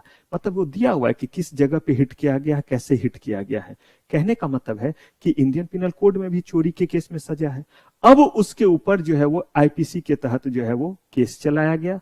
अब वो बंदा जाकर के कहता है कि मुझे तो कोई सजा ही नहीं हो सकता। कहा क्यों? क्योंकि मेरा कन्विक्शन, कन्विक्शन मीन्स जुर्म का साबित होना। एक्यूटल का मतलब होता है बाइज्जत बरी करना। ये वर्ड सुनते होंगे, इसे बाइज्जत बरी किया जाता है, उसी के लिए वर्ड क्या है? Acquittal. The person has been acquitted, यानी कि उसके ऊपर जुर्म साबित नहीं हुआ और उसे क्या किया गया? छोड़ दिया गया, बाइज्जत बरी कर दिया गया। द पर्सन गेट कन्विक्टेड, इसका मतलब है जुर्म साबित हुआ और उसे दोषी करार दिया गया, उसको क्या बोलते हैं? कन्विक्शन। तो अगर कोई कन्विक्टेड हुआ है, कन्विक्शन हुआ, इसका मतलब उसके ऊपर जुर्म क्या हो गया है? चार्ज फ्रेम होना इस बात को नहीं बताता है कि कन्विक्शन होगा या एक्यूटल होगा। पहले चार्ज फ्रेम होता है, then it will be decided by the concerned court, जो भी कोर्ट होगा, कि whether that person is acquitted और कन्विक्टेड, एक्यूटल होगा या कन्विक्शन होगा। तो अब जो है उसके ऊपर क्या किया? इंडियन पिनल कोड के तहत जो है वो प्रोसिक्यूशन स्टार्ट हुआ और उसे जो है वो सजा दी गई। उसने इस चीज को चैलेंज कर दिया। तो बात तो सही निकल गया, इसलिए निकल गया क्योंकि लिखा हुआ है कि इलेक्ट्रिसिटी का अगर कोई चोरी करता है तो उसके ऊपर जो है वो सेक्शन 50 ऑफ इलेक्ट्रिसिटी एक्ट के तहत फैसला सुनाया जाएगा। ये लिखा हुआ है उसके ऊपर, तो इंडियन पिनल कोड से चला दिया गया। अब देखिए, ऐसे में तो बंदा लॉ का कहीं ना कहीं क्या लेकर के, लूपहोल लेकर के, डिफेंस लेकर के बच जाएगा। पर्पस तो डिफीट हो गया। तब उन्होंने कहा कि ठीक है, हम इस चीज को वॉइड नहीं करेंगे, हम जो है वो ये जरूर करेंगे, करेक्ट करेंगे, लेकिन इंटेंशन ये नहीं होना चाहिए कि इसे बाइज्जत क्या कर दिया जाए। क्योंकि वो तो हो चुका है कि ये बंदा कन्विक्टेड है, चोरी से, वो भी मान रहा है कि मैंने बिजली की चोरी की है, लेकिन मुझे आपको छोड़ना पड़ेगा। क्यों छोड़ना पड़ेगा? आपको पता है, ऐसे ही हमारे यहाँ लॉ बने हुए हैं। मान लीजिए थोड़ी देर के लिए कि दुबले पतले से मैंने पैसे लिए थे। ये बोलेंगे सर आप तो बोलो मत, मुझसे पैसे लोगे, सपने में भी मत सोचना। लेकिन मान लीजिए उन्हें लगा कि कोई बात नहीं, ऐवी दुबले पतले बोल देते हैं, अच्छा है दुबले पतले हैं। मैंने इनको बोला कि आप मुझे जो है वो 2 लाख रुपए दीजिए, मैं आपको इतने दिन बाद दे दूंगा। लिख के किया था सब कुछ, एकदम पेपर पेन जैसे होता है, उस पर स्टाम्प लगा, सब लगा है। मैंने इनको कहा था कि ये पैसे मैं आपको जो है नेक्स्ट मंथ से देना शुरू करूंगा और पूरे साल के अंत तक मैं दे दूंगा। मैंने अगले महीने नहीं दिए, फिर ये मुझसे पूछे, मैंने बोला दे दूंगा, कहीं मैं भागा जा रहा हूं। अब मैं टीचर, थोड़ा सा इसलिए भी इनको जो है वो ज्यादा ये लगने लगा कि बार बार कैसे पूछे। ऐसे होते होते टालते टालते टालते टालते मैंने 3 साल बिता दिया। और जब ये बोलते थे तो मैं कोई अच्छा सा बहाना बना लेता था। आज मैं बीमार, आज मेरा किडनी फेल, तो आज मेरा लीवर फेल, तो आज मेरा माइंड फेल, तो आज ये फेल। तो ये भी कहते ठीक है सर, थोड़ा ठीक हो जाओ फिर दे देना। ऐसे होते होते जो है मैंने कितने साल बिता दिए। अब उसके बाद जब 3 साल बीत गए तब ये मेरे पास आते, बोलते सर अब तो हद हो गई सर, आपने तो मजाक बना दिया। बोला क्या मजाक बना दिया है? सर आपने पैसे लिए थे अभी तक नहीं। तो बोला ठीक है, तो जाइए जो करना है कर लीजिए। अब इन्हें लगा आज सर का त्योहार ऐसा क्यों बदल गया, अभी तक तो हम ऐसा एक्सक्यूज और बहाना कहते थे और अभी क्या कह रहे हैं। अब ऐसा क्या हो गया, तो मुझे मिल गया लिमिटेशन एक्ट, वो भी गलती से पढ़ाऊंगा। जितने भी चीजें सब देखते कितने काम की चीजें हैं, इसीलिए वो सब आपको पढ़ना है, तभी तो आप आगे काम कर पाइएगा। लिमिटेशन एक्ट ने लिखा हुआ है कि कोई भी मॉनेटरी क्लेम 3 साल के बाद बार्ड हो जाता है, बार्ड, लिमिटेशन एक्ट। अदरवाइज पता चला कि आज के मेरे ये चीज मेरी बिटिया से वसूलेंगे कि तेरे पापा ने लिया था 20 साल पहले, 30 साल पहले, मर गए, अब तुझे चुकाना पड़ेगा। तो फिर जमींदार वाली बात नहीं हो जाएगी। नहीं देखते थे कि दादा का जो है वो कर्ज जो है वो पोता चुका और अभी भी वहां बंधुआ मजदूर बन के काम कर रहा है, जिसको लेबर कहते हैं, वहां पे काम कर रहा है। तो कहा गया कि नहीं, लिमिटेशन एक्ट ने कहा कि 3 साल। अब ये तो अभी तक सर है कर रहे थे, मैंने तो पैर बना दिया इनको कि भाई अब जो है वो क्या है, जाइए आप जो कर लीजिए। कोर्ट में मैं कह रहा हूं कि मैंने क्या किया, हां लिए थे पैसे, नहीं देता, जो कानून चलाना चलाओ, लेकिन अब वो नहीं चला पाएंगे। क्यों नहीं चला पाएंगे?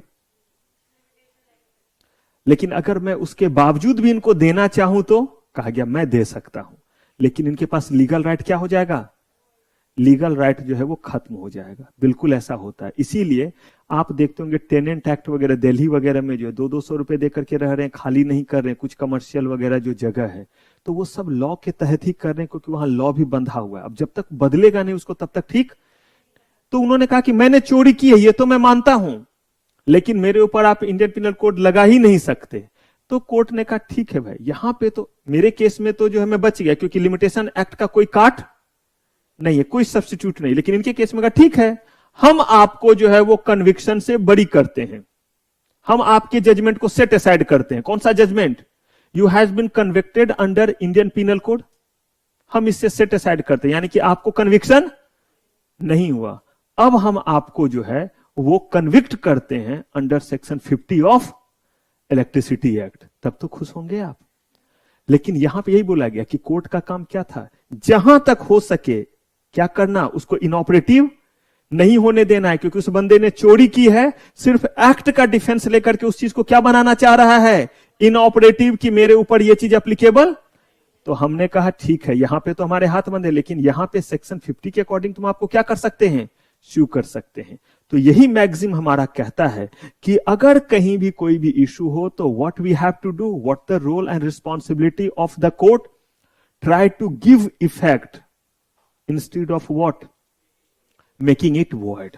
उसको वॉइड बनाने की जगह हमें क्या करना है, उसे इफेक्ट देना है। एकदम क्लियर है?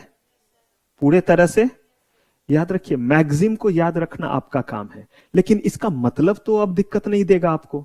अब इसमें कोई भी एक वर्ड पकड़िए, अट, रेस, मेगिस, वेलियट, कॉम, पेरिट। अब इसमें आपको कौन सा ऐसा वर्ड है जिससे आपको लगता है कि इनमें से जो हमने बात की है कि अगर कभी ऐसा हो तो वॉइड करने की जगह जो है उसको क्या देना है, इफेक्ट देना है। मुझे तो यह लगता है, हाँ मैं भी ऐसे ही याद रखा था कि मैक्सिमम उनका कोशिश होना चाहिए कि मैक्सिमम प्रोविजन को क्या करना, ऑपरेटिव बनाना, रादर क्या करना, अवॉइड करना। क्लियर है? अब ये याद रखना आपका काम। समझाने वाला चीज मैंने आपको कर दिया। कुछ चीज याद रखना पड़ता है, जैसे 4-5 मैक्सिम होंगे जो याद रखने होंगे, जिसमें से ये ऐसा है जिसको याद रखने में थोड़ा तकलीफ होगा। बाकी के केस में देख करके तुरंत आप उसका मतलब कह दीजिएगा, क्योंकि उसमें 1-2 जो है अच्छे वर्ड दिख जाएंगे। तो आप जो है वो पहले, इसमें कोई और केस लॉ नहीं है, इसको पहले कीजिए तब आगे बढ़ते हैं। मैं इसको क्लीन कर दूं।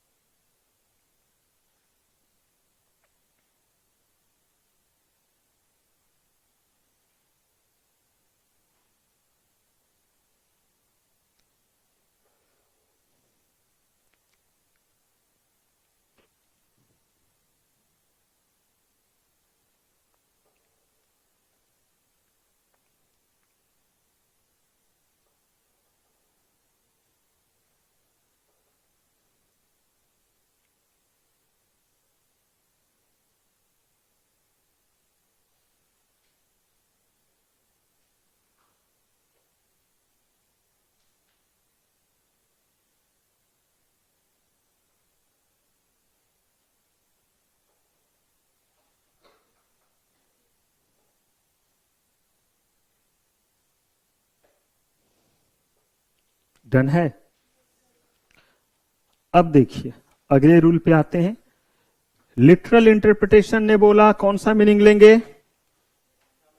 ग्रामेटिकल प्लेन सिंपल मतलब ले लीजिए, जैसे लिखा हुआ एज इट इज। ये देखें कि इसका परिणाम क्या होगा, सामने वाले को कितना जो है वो कड़ा पनिशमेंट मिलेगा, नहीं। अगर हम आते रीजनेबल गोल्डन रूल, तो इसमें क्या कहा गया कि आप जो है वो लिटरल मीनिंग ना ले, बल्कि क्या ले, इसका सेंसेबल मीनिंग ले, ताकि जो है वो जो सेंस कन्वे करना चाहता है उस तक आप क्या करें, पहुंचे। इसी में जो हमारा मैगजीम है वो कहता है कि आपका अप्रोच ये नहीं होना चाहिए कि किसी भी चीज को हम क्या करें, अवॉइड कर दे, बल्कि आपको उसको क्या देना चाहिए, इफेक्ट देना चाहिए। चलिए ये कर लिया। अब जो है वो फिर बात क्या आई वो सुनिए। ये है रूल ऑफ हार्मोनियस कंस्ट्रक्शन, और इसी को जो है वो ये रूल ऑफ हार्मोनियस कंस्ट्रक्शन ये एक अलग है, फिर आगे आएंगे। मैंने बोला कि दो थोड़ा बहुत ओवरलैप करेगा, तो इसीलिए थोड़ा ध्यान से समझिएगा।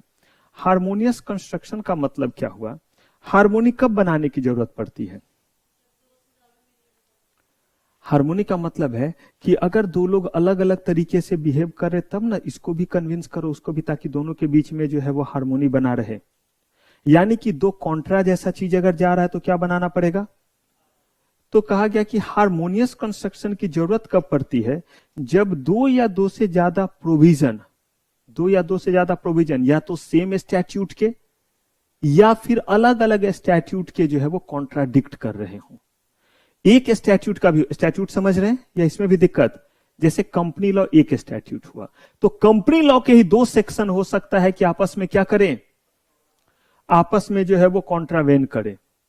तो वैसे केस में जो है वो क्या करना रहेगा, हार्मोनियस क्या लेना पड़ेगा, हार्मोनियस आपको जो है वो इंटरप्रिटेशन लेना पड़ेगा। मैं एग्जांपल दूंगा, ज्यादा क्लियर होगा कि क्या बेसिकली ये हुआ। जैसे मान लीजिए कॉन्ट्रैक्ट एक्ट में ही चलते हैं, एक ही स्टैट्यूट हुआ कॉन्ट्रैक्ट एक्ट। यहां पे कह रहे हैं अलग अलग बात, एक एक्ट के भीतर दो अलग अलग प्रोविजन हो सकते हैं, या दो अलग अलग स्टैट्यूट में एक ही चीज पे दो अलग अलग क्या कही जा सकती है। आपको ऐसे करना है कि दोनों कंप्लाई हो। You have to comply all the law in totality, not separately. ये लॉ का रूल है। जितने भी तरह के एक्ट उस सिचुएशन में आपके ऊपर एप्लीकेबल होंगे, आपको उन सबको कंप्लाई करना है। ये नहीं कि एक को किया तो दूसरा कॉन्ट्रावेन हो गया। ऐसे कंप्लाई कीजिए कि सारा का सारा क्या हो जाए, सारा का सारा कंप्लाई हो। जैसे एग्जांपल लेते हैं घर का। मम्मा ने बोला कि बेटा आपको जो है वो 6:30 PM तक घर आ जाना है, मम्मा ने बोला। पापा ने बोला आपको 7 PM तक आ जाना है। अब बताइए आप कितने बजे तक आएंगे? क्यों, पापा ने तो 7 बोला था। इसका मतलब अगर 6:30 के बाद हम 6:45 में आते, 6:45 पे आते हैं, तो कॉन्ट्रावेंशन पापा के बात का हुआ नहीं, लेकिन मम्मा का प्रोविजन कॉन्ट्रावेंशन हो गया। तो ये देखिए, ये स्टैट्यूट जो है दो अलग अलग स्टैट्यूट, इन दोनों के अकॉर्डिंग अगर हमको कंप्लाई करना है तो मैं कितने बजे घर पहुंचना होगा? 6:30, 6:30 तक पहुंचना होगा। यही है हार्मोनियस कंस्ट्रक्शन, कि जितने भी लॉ हमारे ऊपर एप्लीकेबल उन सबको हमें क्या करना है। अब चलिए मैं इसको लॉ के नेचर में बतलाता हूं। कंपनी लॉ ने बोला कि आपके जो है वो डायरेक्टर जो है वो एग्जीक्यूटिव और नॉन एग्जीक्यूटिव दोनों हो सकते हैं, यानी दोनों होंगे, एग्जीक्यूटिव भी होंगे और नॉन एग्जीक्यूटिव भी होंगे। लेकिन उसने बोला दोनों तरह के होने चाहिए, नंबर नहीं बोला। एग्जांपल ले रहा हूं। अब मान लीजिए कि इधर जो है वो एलओडीआर रेगुलेशन ने कहा, ये सेबी का प्रोविजन है, SEBI listing obligation and disclosure requirement. पढ़ना है आपको ग्रुप 2 में सिक्योरिटीज लॉ में, गलती से मैं ही पढ़ाऊंगा। तो वो जब आप एलओडीआर रेगुलेशन पढ़ेंगे तो उसमें लिखा हुआ है कि कम से कम 50% जो है वो आपके जो है वो होने चाहिए non executive director. Non executive director वो होते हैं जो शेयर होल्डर के बारे में ज्यादा सोचते हैं, और एग्जीक्यूटिव वो हो गया जो प्रमोटर ग्रुप से होते हैं, जिनका काम, जिन्होंने कंपनी बनाया। और शेयर होल्डर मतलब हम और आपने जो पैसा लगाया, जैसे मुकेश अंबानी, अनिल अंबानी, आजिम हसन प्रेम जी, कुमार मंगलम बिरला, ये सब प्रमोटर ग्रुप हो गए, ये सब एग्जीक्यूटिव डायरेक्टर हुए। हमने और आपने कंपनी के शेयर लिए, किसी ने 10,000 का, किसी ने 20,000 का, किसी ने लाख का। तो हमारे चीजों को देखने के लिए जो होते हैं वो नॉन एग्जीक्यूटिव और इंडिपेंडेंट डायरेक्टर होते हैं, जो शेयर होल्डर की तरफ से सोचते हैं। तो अब एक ने कहा कि एग्जीक्यूटिव नॉन एग्जीक्यूटिव दोनों होना चाहिए, कंपनी लॉ ने कहा। एलओडीआर रेगुलेशन सेबी ने कहा कि कम से कम 50% जो है नॉन एग्जीक्यूटिव होना चाहिए। अब क्या कीजिएगा, अगर आपके पास टोटल मान लीजिए 10 डायरेक्टर हैं, तो आपने अगर 8 रखा एग्जीक्यूटिव और 2 डायरेक्टर हैं नॉन एग्जीक्यूटिव, तो कंपनी लॉ कॉन्ट्रावेन हुआ? हाँ, क्यों कंपनी लॉ कॉन्ट्रावेन हुआ? फिर से बोलूं, एकदम होश हवास में है, फिर रिपीट कर रहा हूं, ध्यान से सुनिएगा। कंपनी लॉ ने क्या बोला? एग्जाम्पल है, एग्जीक्यूटिव नॉन एग्जीक्यूटिव दोनों तरह के होने ही चाहिए। संख्या के बारे में कुछ नहीं बोला, नंबर के बारे में कुछ नहीं बोला, लेकिन बोला कि नॉन एग्जीक्यूटिव और एग्जीक्यूटिव। आपके पास कंपनी में टोटल 10 डायरेक्टर हैं, आपने जो है वो 8 डायरेक्टर रखा एग्जीक्यूटिव और 2 डायरेक्टर रखा नॉन एग्जीक्यूटिव, ठीक है? क्या कंपनी लॉ को आपने कॉन्ट्रावेन किया? पक्का? एलओडीआर ने कहा अगर आप एक लिस्टेड कंपनी है तो ही एलओडीआर रेगुलेशन एप्लीकेबल होता है, अगर आप लिस्टेड नहीं है तो सेबी का कोई प्रोविजन एप्लीकेबल नहीं होता है। Securities exchange board of India ये तभी एप्लीकेबल है जब आप क्या है, एक लिस्टेड एंटिटी है। आगे फिर आपको दिखलाऊंगा भी, सुनिएगा भी। अभी कुछ दिन पहले भी मैं नेशनल टीवी पे भी आया था। मैं सेबी के जो है वो investor education and protection wing का भी मेंबर हूं। ये मत बोलिएगा और क्या क्या है, धीरे धीरे बात करेंगे। तो मेरा काम वहां पे है कि ऑल अक्रॉस द इंडिया, तो इसीलिए नेशनल टीवी के जरिए ही वो होता है। टीवी पे वो लिंक भी कभी शेयर करूंगा, अब तो शायद ग्रुप बना है तो कभी आपको सुनना होगा। अभी 29 को गया था, तो वो मैदानगढ़ी से वो टेलीकास्ट होता है, क्योंकि वहीं पे DD1 का स्टूडियो है जिसको ज्ञान दर्शन बोलते हैं, जहां से नेशनल टीवी का जो भी पढ़ाई वाला कार्यक्रम होता है वो सब ज्ञान दर्शन पे ही होता है, वो फ्री होता है। जैसे आप टीवी देखते हैं तो NDTV देखते हैं और क्या क्या टीवी देखते हैं, वैसे ज्ञान दर्शन भी DD का है। तो वहां पे जो है वो मेरा काम हुआ या मेरे जैसे लोगों का काम हुआ कि इन्वेस्टर्स को एजुकेट करना कि आपके लिए क्या क्या डिफेंस अवेलेबल है। आप सोचिए, आप CS कर रहे हैं तब तो आज तक आपको इतनी बात नहीं पता है, अभी तो आप पढ़ना ही शुरू किए हैं। लेकिन सोचिए जरा बाकी लोग जो रिक्शा चला रहे हैं या जिनका दुकान है या जो नॉर्मल बिजनेसमैन है या जो IT टाइकून ही है, उनको कहां से पता होगा सिक्योरिटी लॉ की चीज? उन्होंने अपने पैसे कहीं लगाए। तो सेबी कहता है कि मैं सिर्फ तब इन करूंगा जब आम लोगों के क्या लगे हो, पैसे लगे। जब तक डायरेक्टर अपने भाई भतीजावाद में तो हमें दिक्कत नहीं है, हमें कंसर्न किनसे है? आम लोगों से। मुकेश अंबानी, अनिल अंबानी आपस में भाई लोग मिलकर के करे, मैं इन नहीं करूंगा। आम लोगों का पैसा लिया है, कंपनी को लिस्ट किया है, अब मैं देखूंगा कहीं इनका पैसा ना क्या हो जाए, डूब जाए। तो उन्होंने बोला कि अगर सारे एग्जीक्यूटिव डायरेक्टर रहेंगे तो वो तो सिर्फ अपने अपने बारे में सोचेंगे, क्योंकि प्रमोटर है, सारा कुछ अपना ज्यादा से ज्यादा सैलरी ले रहे होंगे। अरे भाई सैलरी कम लीजिएगा तब ना प्रॉफिट ज्यादा निकल के आएगा, और जब प्रॉफिट आएगा तभी तो डिविडेंड डिक्लेयर होगा, और डिविडेंड डिक्लेयर होगा तो शेयर होल्डर्स को और कुछ थोड़ा ना मिलता है, डिविडेंड ही तो मिलता है, इसीलिए तो इन्वेस्टमेंट करते हैं। इसलिए उन्होंने बोला कि आप जो है वो मिनिमम वर्ड यूज किया या मैक्सिमम? मिनिमम 50%। कौन से डायरेक्टर? एग्जीक्यूटिव बोला होगा या नॉन एग्जीक्यूटिव? नॉन एग्जीक्यूटिव होने चाहिए। अब अगर ये कॉम्बिनेशन है तो बताइए, लिस्टेड कंपनी है, कॉन्ट्रावेंशन हुआ या नहीं हुआ? किसका? एलओडीआर का कॉन्ट्रावेंशन हुआ, सेबी प्रोविजन का कॉन्ट्रावेंशन हुआ, कंपनी लॉ का। अब अगर मान लीजिए मैं उलट दूं और मैं कहूं कि यहां पे जो है वो 9 और यहां पे जो है वो 1 और यहां पे 9 है, अब क्यों? उन्होंने तो बोला 50%, ये तो 9 तो 90% हो गया। बिल्कुल, उन्होंने मिनिमम बोला था। उनके अकॉर्डिंग तो पूरे के पूरे 10 भी रख लो तो हमें कोई दिक्कत, पूरे के पूरे 10, एक भी अगर एग्जीक्यूटिव ना रहे तो सेबी को कोई दिक्कत है? नो। क्लियर है? अब अगर इसको कंप्लाई करना रहेगा तो आपको यह ध्यान रखना पड़ेगा कि आपको नॉन एग्जीक्यूटिव तो 5 रखने हैं। अब उसके बाद इधर जैसे दांडिया खेलना है खेलिए, इधर 5 रखिए, इधर 6 और 4 रखिए, इधर 7 3 कीजिए, 8 2 कीजिए, 9 1 कीजिए, 10 0 कीजिए। सेबी को कोई दिक्कत नहीं है। बस किसी को काट के आधा आधा मत कीजिएगा कि सर 3.5 6.5 चलेगा। तो आगे खुद आप सोच लीजिए कि इंसान और शेयर्स को काटा नहीं जाता, वो जब भी होगा क्या होगा, पूरा ही होगा। या तो आप पूरे तरह से हाँ में होंगे या क्या होंगे, ना में होंगे। काट करके नहीं जाएगा कि आपका आधा हाँ में गया और आधा किस में गया, ना में गया। ये चीज क्लियर है? ये तो हुआ तब जब 2 अलग अलग स्टैट्यूट के प्रोविजन क्या कर रहे हैं। तो हमें हार्मोनियस कंसेप्ट, एक को नल एंड वॉइड कर दें या दोनों को मिला करके दोनों को कंप्लाई करें? घर साढ़े 6 बजे तक पहुंच जाए या जो होगा जो बोले सोनिहाल सत श्री अकाल जाएंगे मस्त 6:45 बजे? समझदारी तो यही कहता है, नहीं तो उसका क्या हो जाएगा, दूसरे एक्ट का कॉन्ट्रावेंशन हो जाएगा। अब सेमी एक्ट में देखिए क्या दिक्कत आ रहा है। कॉन्ट्रैक्ट एक्ट ये कहता है कि contract with minor is void, contract with minor is, और अगर थोड़ा लीगल पे जाइएगा तो वॉइड एब इनिशियो वर्ड यूज करते हैं, और वॉइड एब इनिशियो का मतलब होता है सिंस बिगनिंग, मतलब इस चीज का शुरुआत ही गलत था और कुछ भी करके इसको ठीक नहीं कर सकते हैं, तो उसको क्या कह देते हैं, वॉइड एब इनिशियो। तो उन्होंने कहा कि कॉन्ट्रैक्ट विथ आपका जो है माइनर इज वॉइड, ठीक। फिर उसी कॉन्ट्रैक्ट एक्ट ने कहा अगले कुछ प्रोविजन में जाकर के 2-4 सेक्शन के बाद, और ये कहा उसी के प्रोविजन में, contract for the benefit of minor is valid. मजाक नहीं हो गया?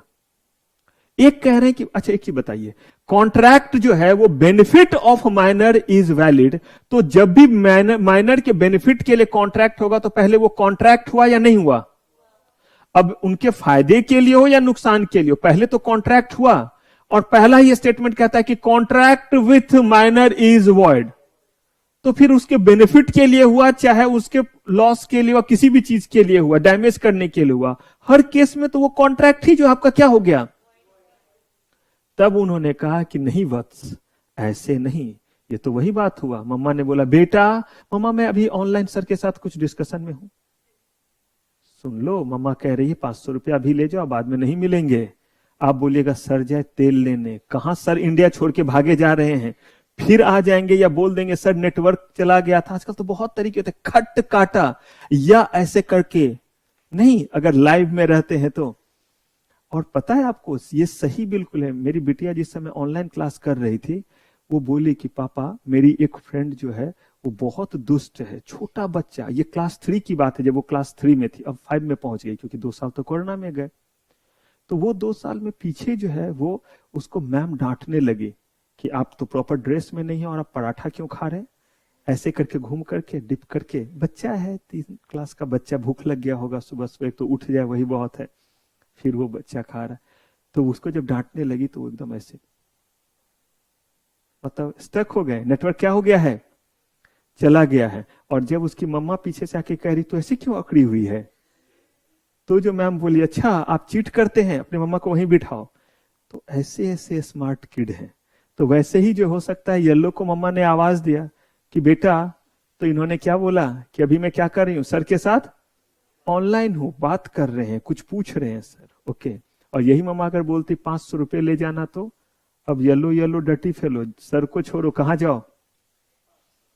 तो यहां पे आपका हार्मोनियस कंस्ट्रक्शन क्या कहता है कि अगर कॉन्ट्रैक्ट हुआ किसके साथ, लेकिन अगर बेनिफिट के लिए हुआ तो क्या है, तो अब उसको उन्होंने अलग तरीके से क्या कर दिया, इसको अंडरस्टैंड कैसे करना है।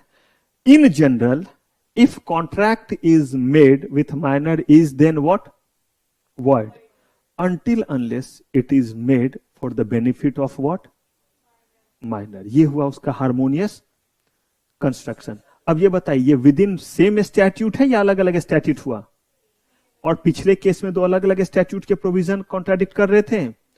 और बताता हूं, अभी आप लोग थोड़ा कम लॉ पढ़े इसलिए, तो एग्जाम्पल तो इसमें n नंबर हो जाएंगे जब बाद में हम लोग और आगे आएंगे।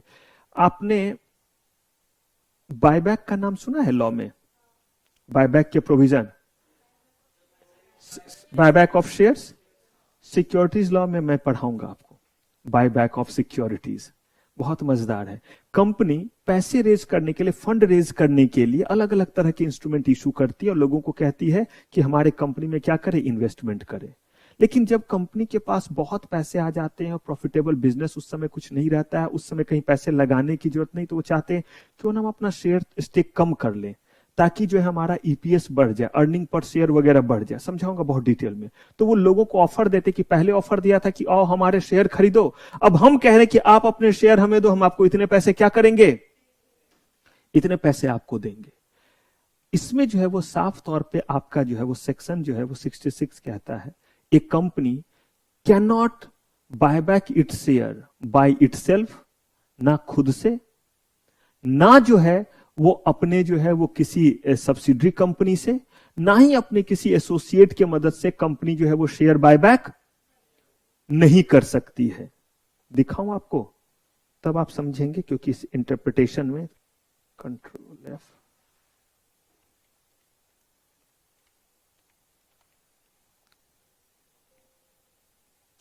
जरा सा यहां पे देखिए सेक्शन 67 क्या कहता है।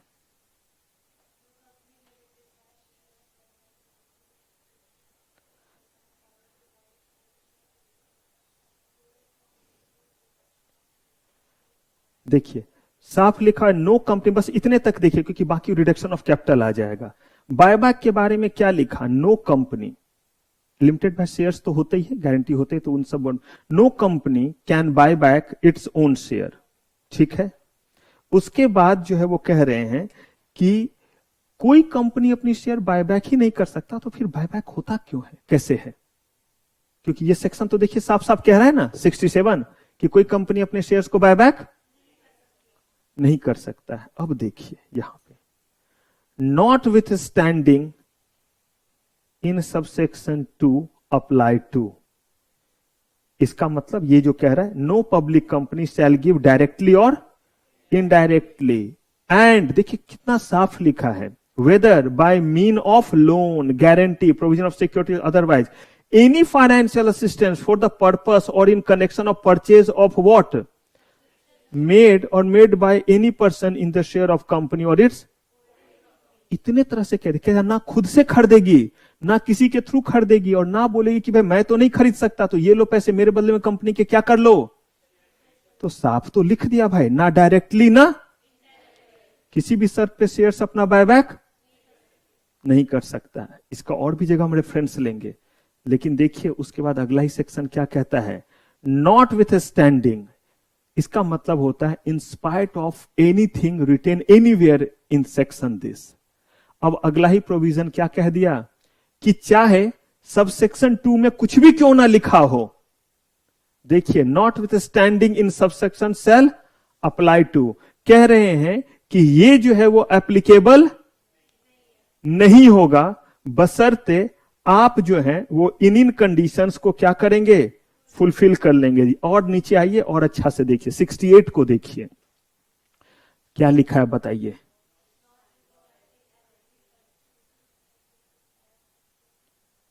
Anywhere in this act company, देखिए क्या लिखा हुआ है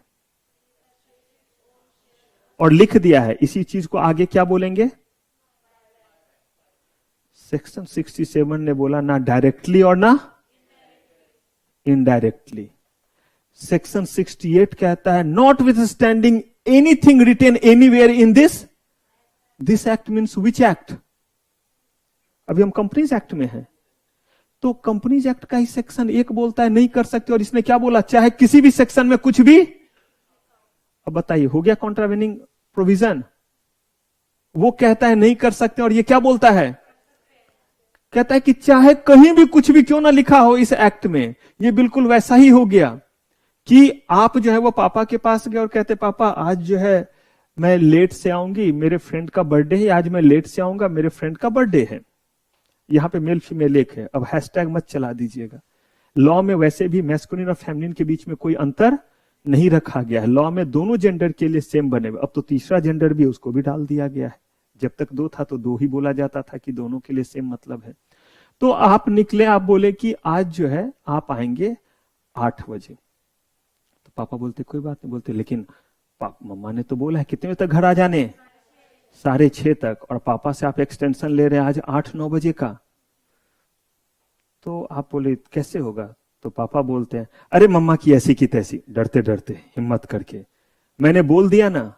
अब मम्मा ने बोला इतने और पापा ने क्या बोल दिया 8 बजे तक। अब हो गया कॉन्ट्रावेनिंग चीज। क्यों कॉन्ट्रावेनिंग हुआ कि आप जब सामने खड़े होंगे और उधर दोनों लोग खड़े होंगे तो एक के अकॉर्डिंग तो बोलेंगे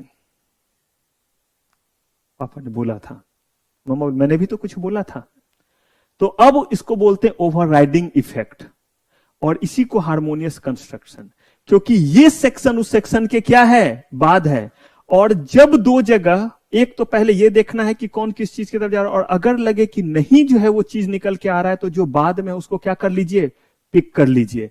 तो इसने बाद में आकर के कह दिया कि चाहे इससे पहले वाले या पूरे एक्ट में कहीं भी कुछ भी क्यों ना लिखा हो, क्योंकि स्पेशल वर्ड ये यूज कर रहा है। यही है हार्मोनियस कंस्ट्रक्शन। अगर आप इस सेक्शन 68 को नहीं देखेंगे तो क्या आप कभी बायबैक करेंगे? अगर बायबैक करेंगे तो ये क्या हुआ, कॉन्ट्रावेंशन हुआ।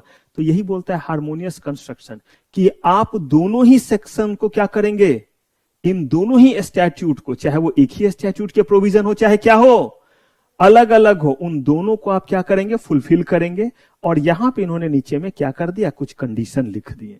पापा ने कहा कि ठीक है, मैंने बोला है कि आप आज 8 सकते हैं, 8 बजे तक या 9 बजे तक, बशर्ते आप जो है वो ओला से ही आएंगे, उबर से ही आएंगे, बाइक पे जो है वो बैठ के नहीं आएंगे। आगे आप समझ रहे हैं। आप जो है वो वहां पे कोल्ड ड्रिंक ही पिएंगे, बाकी कोई ड्रिंक नहीं पिएंगे। और आप जिस होशो हवास में जा रहे हैं उस होशो हवास में आएंगे। आते वक्त झूम बराबर झूम शराबी नहीं होना चाहिए। इसका मतलब हार्मोनियस कंस्ट्रक्शन, मम्मा की बात नहीं माने, पापा की माने, लेकिन सब्जेक्ट टू क्या था, सम कंडीशन। तो हार्मोनियस कंस्ट्रक्शन का मतलब है अगर दो अलग अलग लॉ में अलग अलग प्रोविजन है तो आपको उसको दोनों को इन टोटलिटी फुलफिल करना है। एक ही एक्ट के दो अलग अलग जो है वो सेक्शन में अलग अलग प्रोविजन है तो उन दोनों को आपको क्या करना है, कंप्लाई करना है। क्लियर है ये चीज? आइए अब इसमें साफ तौर पे कोर्ट को जो कहा गया वो भी रीड आउट कर लीजिए मेरे साथ। The basic of the principle probably is that the legislature, कौन है लेजिस्लेचर, जिसने क्या बनाया है, लॉ बनाया है, must not have intended to contradict.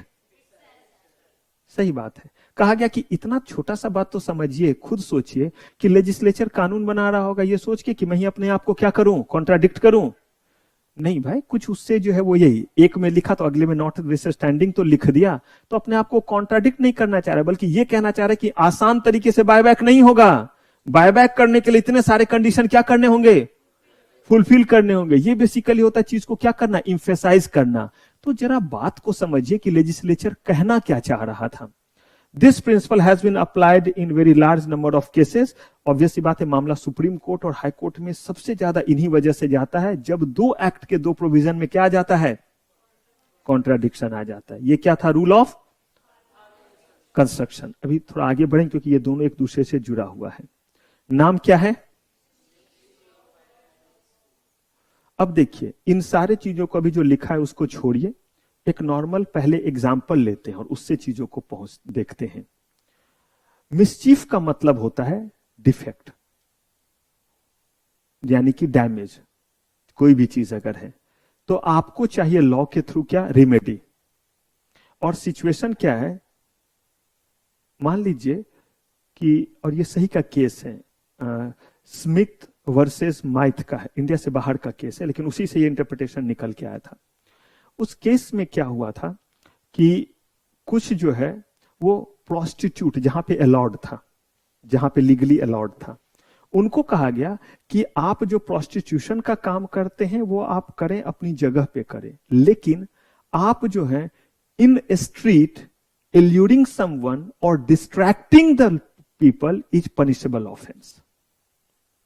In the street, when you are coming in the street and trying to distract the person, और उसको बोलते हैं ओए आता क्या, ओए चिकने, ओए मुखने, जो भी रहे, जिस भी तरीके से बुलाए, लेकिन ये अलाउड था, तभी ये केस लॉ बना, अदरवाइज ये इलीगल होता।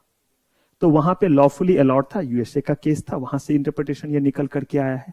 तो कहा गया कि आप जो है वो स्ट्रीट में आकर के ऐसा नहीं करें क्योंकि वहां से लोग जाते हैं। ठीक है, अब क्या किया जो प्रोस्टिट्यूट थे उन लोगों ने, सब लोगों ने जो है वो second, third floor, first floor में अपना घर लिया, ठीक है, स्ट्रीट के ऊपर, और खिड़की से जो है वो कहते थे ओए चिकने, ओए मखने, जो भी हो। अब मुझे बताइए, क्या लॉ मेकर का इंटेंशन वो डिफीट कर रहे हैं या नहीं? कौन सा एक्ट कॉन्ट्रावेन कर रहे हैं, जरा ये मुझे बता दीजिएगा। कहां? तो वो स्ट्रीट पे जाने वाले लोगों को ना, लॉ में तो लिखा हुआ था when you are coming in the street, आप गली में आकर के अगर ऐसा करते हैं तो वो गली में आए हुए हैं, वो तो फर्स्ट और किस फ्लोर पे हैं? सेकेंड फ्लोर पे हैं। अब बताइए, उनका हो सकता है इस केस में कहीं प्रोसिक्यूशन, उनके ऊपर कार्रवाई होगी? अगर देखें तो बिल्कुल नहीं होगा। और एक चीज देखिए, लिखा हुआ था और लॉ है कि legal abortion is allowed through the doctor in practice, only through the doctor in practice. Doctor के थ्रू कर सकते हैं, जिनके पास आपका जो है इंडियन मेडिकल एसोसिएशन का क्या हो, नंबर, सर्टिफिकेट हो। जैसे हम लोग के पास ICSI, फिर chartered institute of securities and investment, उसका जो मेंबरशिप नंबर है बजावता उस पर लिखा रहता है, हम उसके क्या है, मेंबर हुए। तो कहा गया कि जिसके पास होगा लीगल तभी होगा abortion. Abortion is legal only when it has done through the doctor, otherwise it is punishable offence. अब देखिए, कोई गए हॉस्पिटल में, दवा और इंजेक्शन जो है वो नर्स ने दिया, ऐसा ही होता है।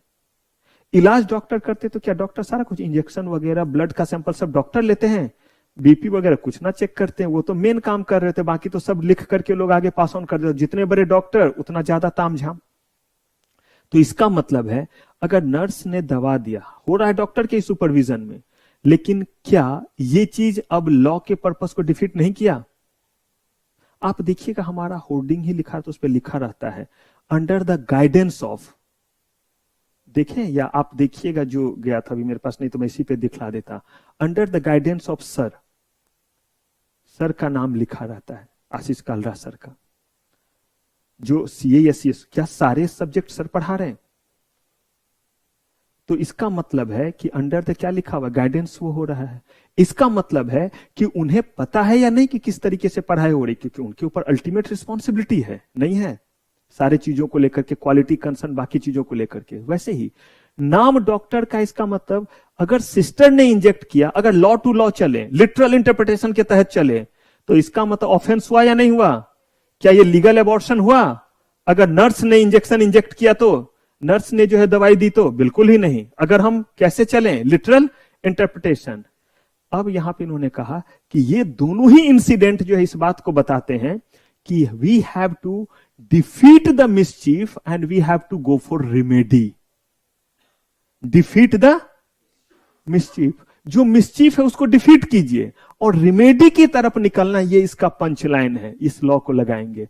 रिमेडी की तरफ निकलने का मतलब है कि डॉक्टर के गाइडेंस में हो रहा है, ऑल्दो नर्स ही दे रहे हैं, तो इसका मतलब है कि ये डिफेक्ट हुआ जिसको आप लेकर के पकड़ के बैठ गए हैं, इसको सप्रेस कीजिए।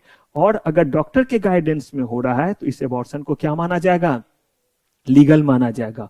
ऑल्दो आप गली में उतर करके नहीं लोगों को इल्योर कर रहे हैं, बल्कि जो है वो कहां है, छत पे कर रहे हैं, लेकिन स्ट्रीट में जाने वाले को आवाज दे दे करके कर रहे हैं। तो यहां पे उल्टा डिफेक्ट था, और उस डिफेक्ट के कारण आपको प्रोसिक्यूशन नहीं कर रहे थे, तो उसे सप्रेस करें और रिमेडी की तरफ जाएं। और हम बोलें कि अगर आप स्ट्रीट में चलने वाले लोगों को किसी भी तरीके से जो है वो क्या करेंगे, डिस्ट्रैक्ट करेंगे, तो भाई ये ऑफेंस माना जाएगा। अगर वो खुद आपके पास जा रहे हैं तो कोई बात नहीं, लेकिन आप डिस्ट्रैक्ट करके अगर ले जा रहे हैं तो वो क्या माना जाएगा? ये था आपका जो है वो मिसचीफ रूल और हेडेन रूल। अब इसको मिसचीफ रूल तो समझ में आता है, ये तो ग्रामर का मतलब जो हमने बोला कि defeat the mischief and go for the remedy. तो जो चीज मिसचीफ कंफ्यूजन देता है, पर्पस को डिफीट करता है, उसको क्या करो, अवॉइड करो, उसको छोड़ो, बल्कि किसको पिक करो, रिमेडी को पिक करो। तो रिमेडी हमें दिखा।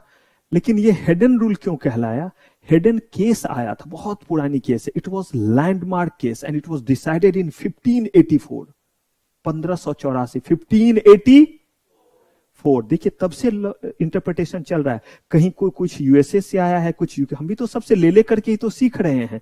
और कुछ लॉ तो आज भी आपके ब्रिटिश के बने हुए जो आप क्या कर रहे होते हैं, फॉलो कर रहे थे, एविडेंस एक्ट वगैरह पहले पहले के ही चलते हुए आ रहे हैं।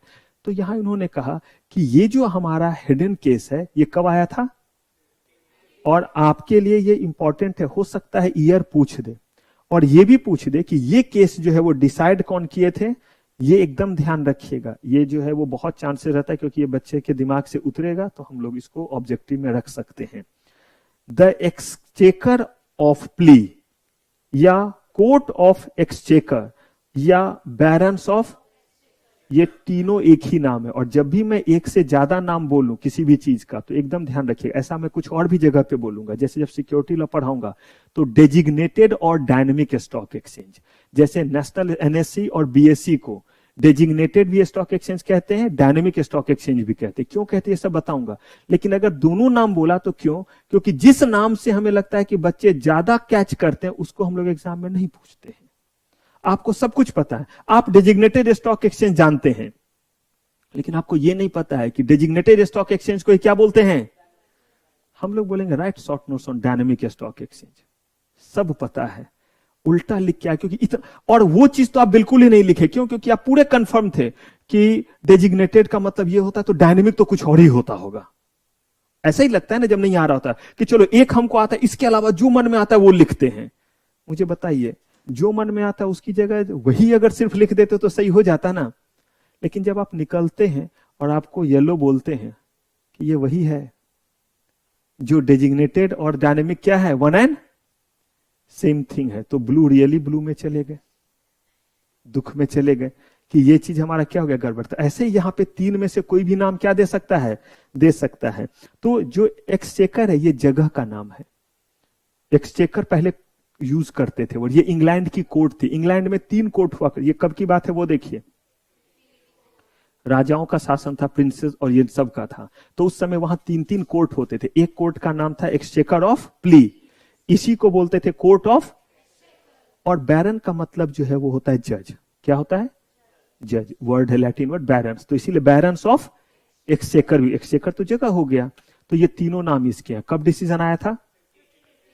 उस केस में पहली बार इस रूल को क्या किया गया था, अप्लाई किया गया था। जैसे सीआईटी वाला मैंने आपको दिखाया था, लिटरल इंटरप्रिटेशन वाली बात जब आई थी, ठीक वैसे ही इसमें पहली बार इसको क्या किया गया था, it was the first case. हो सकता है कहीं ऐसे पूछ दे कि किस केस में मिसचीफ रूल को क्या किया गया था, किस चीज को इंटरप्रेट करने के लिए, स्टैट्यूटरी इंटरप्रिटेशन के लिए इसका इस्तेमाल किया गया था।